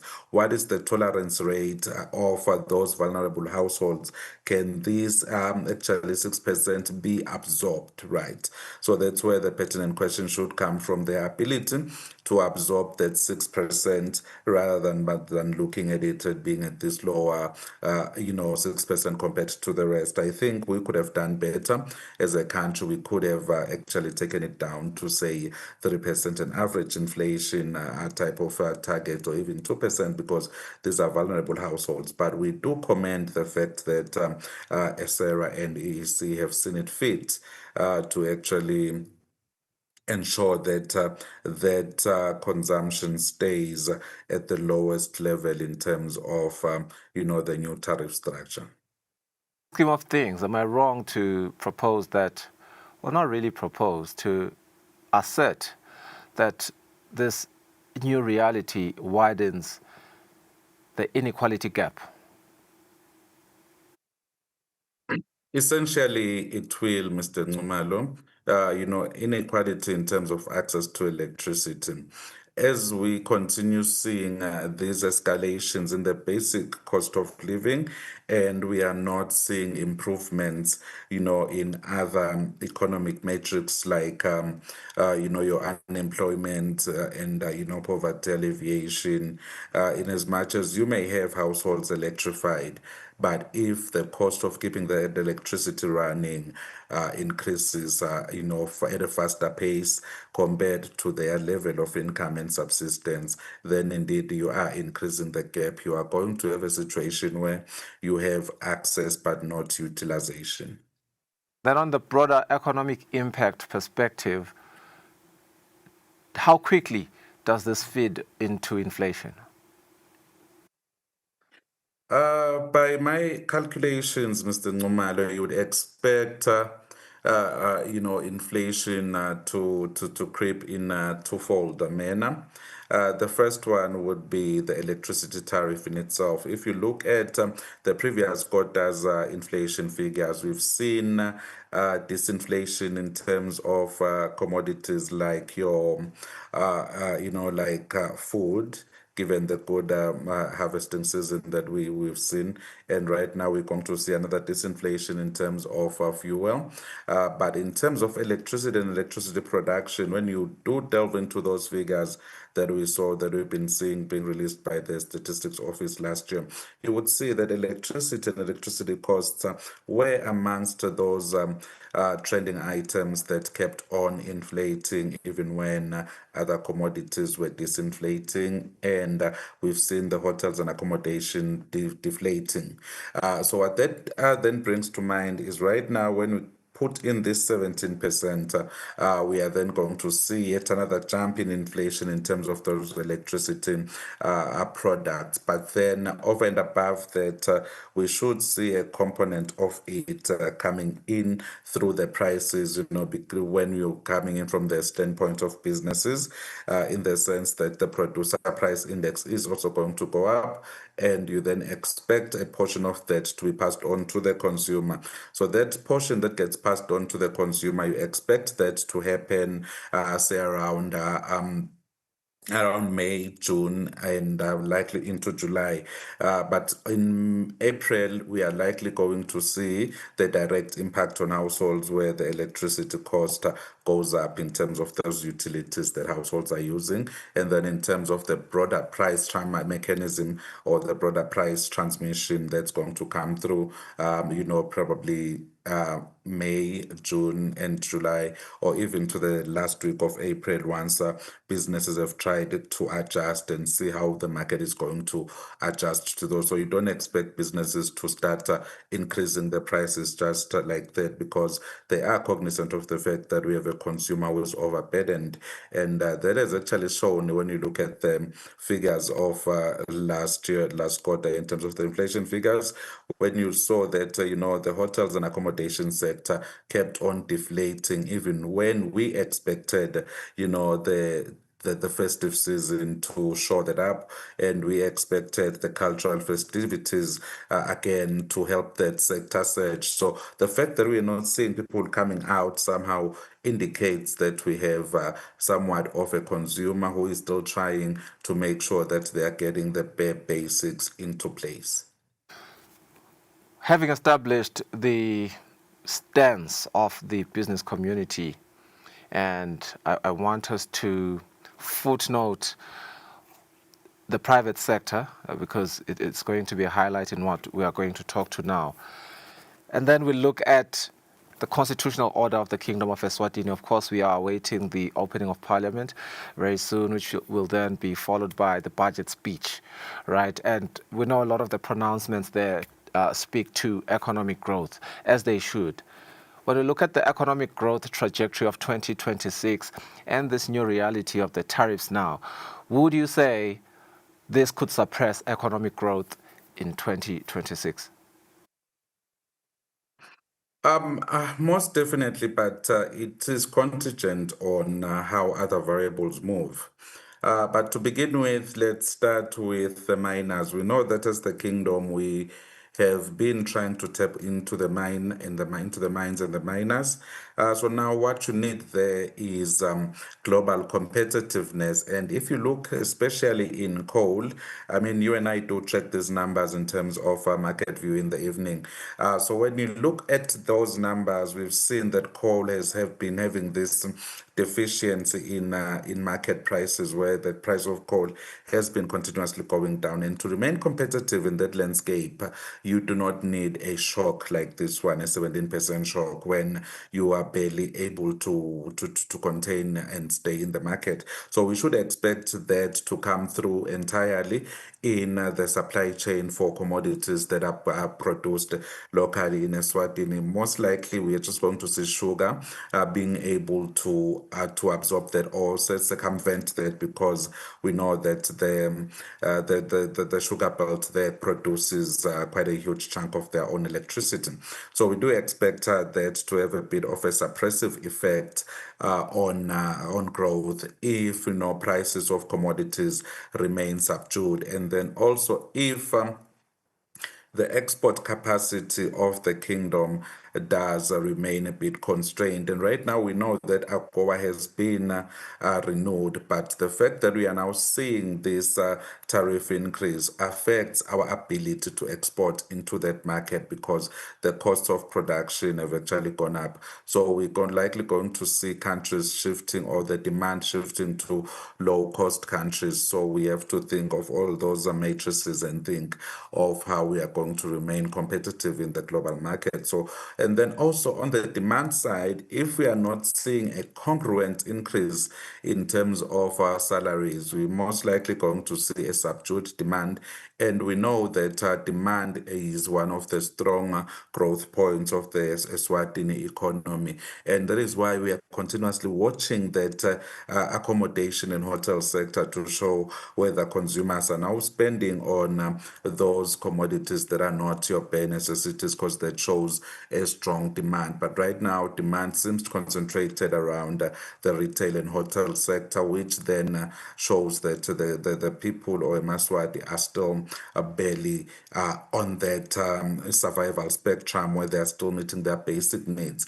So we might likely see subdued demand until and unless we have wages moving faster. And then we know that over 2/3 of the labor force in Eswatini, or 1/3 of the labor force in Eswatini, are employed in the civil service. And we do know that the civil service is already contending with a very high wage bill. So right now, if we are now adding this tariff, we are going to see it becoming a very strong point in terms of the negotiations when government eventually reopens the joint negotiation table, and we are most likely going to see a vigorous increase in terms of the salary adjustment, and now it's going to affect the fiscal space in terms of the ability to provide a stimulus or the ability to provide relief through other sectors by government. Probably you'd expect right now that government would somehow broaden those zero-rated commodities in VAT to somehow offset the impact of the tariff, but I don't see prospects of that going forward given the fiscal pressures that the government is facing. So most likely we are going to see that subdued demand. And I mean, already the projections were pointing to a demand, to a growth that is going to be lower than the 24-25 growth, largely driven by the fact that there is constrained fiscal space, and the government we're not going to see a new mega project that's going to be coming through. So now this is going to be yet another binding constraint, not necessarily binding, but it's going to be a constraining factor to growth until and unless we have some global economic phenomenon that gives Eswatini a windfall in terms of improving demand across the globe. But at least we are seeing that those projections by your IMF and the World Bank are pointing to the positive. And then we're also seeing that South Africa is doing relatively well, so we are going to see that demand being sustained. Then just becomes an issue of competitiveness. That's where I see the most risk coming through in terms of, are we now going to be competitive, or we are going to see both subdued local and international demand for commodities of Eswatini, and that is going to have a negative impact in terms of the growth trajectory. There's without a doubt that electricity is the bloodstream of our economy, any economy, for that fact. And from everything that you've just said, domestic tourism being on the line to take a hit if calculations are not done well, the energy sector, particularly the mining industry, salaries not being congruent with these increases. I mean, everything that you are saying seems as though there's a lot of elephants in this room that need to be addressed, and we would be remiss not to address this one important one, which is unemployment. In a country where already there's a high unemployment rate, particularly youth unemployment, what happens to that if SMEs begin trimming costs?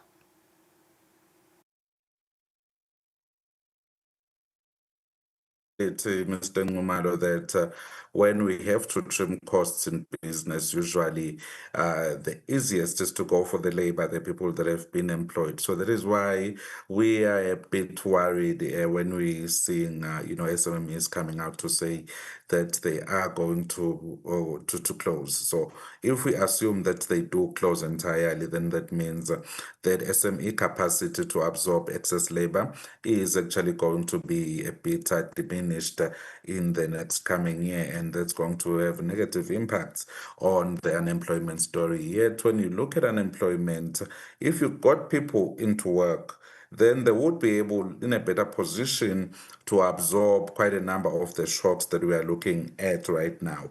But the fact that people are without income, that makes it a bit difficult for those people to absorb that cost. Not to be all negative, Mr. Ngumalo, I think we need to wait and see how the finance minister structures his budget and how what His Majesty is going to command when he makes that pronouncement from the throne and reopens Parliament. Because what we most likely would see there is, new initiatives in terms of how we are going to grow the country. What are the next avenues that we are going to use to grow the country? And I would say that we still have a few tricks out of the bag that we can pull. We can try to leverage technology, and we can open up certain sectors of the economy and improve on our FDI drive to attract high value investments into the kingdom so that we are able to grow the economy even amidst these constraints. A constrained environment does not necessarily mean an environment where you're not going to be able to grow. And also, when you're looking at it, Mr. Ngumalo, at times, I always say every cloud has a silver lining. So with this rising cost of electricity, you would expect businesses to try and find other ways of adapting and surviving. We must likely going to see an uptake of that solar financing, and we're going to see businesses shifting towards that solar route, and that's going to subsidize their electricity usage, and then it's going to have long-term effects in terms of lowering the overall cost of energy in the longer term. But you might be dealing with those high cost of establishment. But if it's going to be almost on an equal footing with what you're currently paying for electricity on an annual basis, then we are going to see all of those initiatives coming into play. Now, that's an entirely new industry that needs to grow. And, with these pressures that we are facing, we might see renewables also on the growth path side of the spectrum. And we might see, and we've already seen, the Minister for Natural Energy, they're signing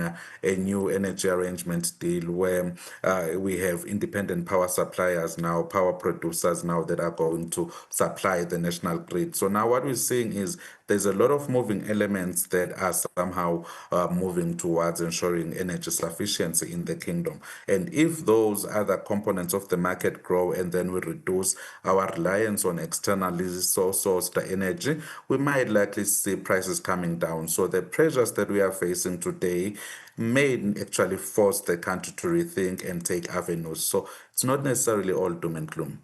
Sasbia, thank you. Just capping it off with the right sentiment there, glass half full perspective. And we've come to the end of the show, and we're looking forward to seeing all those investments coming to Eswatini. Thank you for staying with us. This has been Kusile Breakfast Show, the Friday edition. We'll see you again next week on Monday. Goodbye.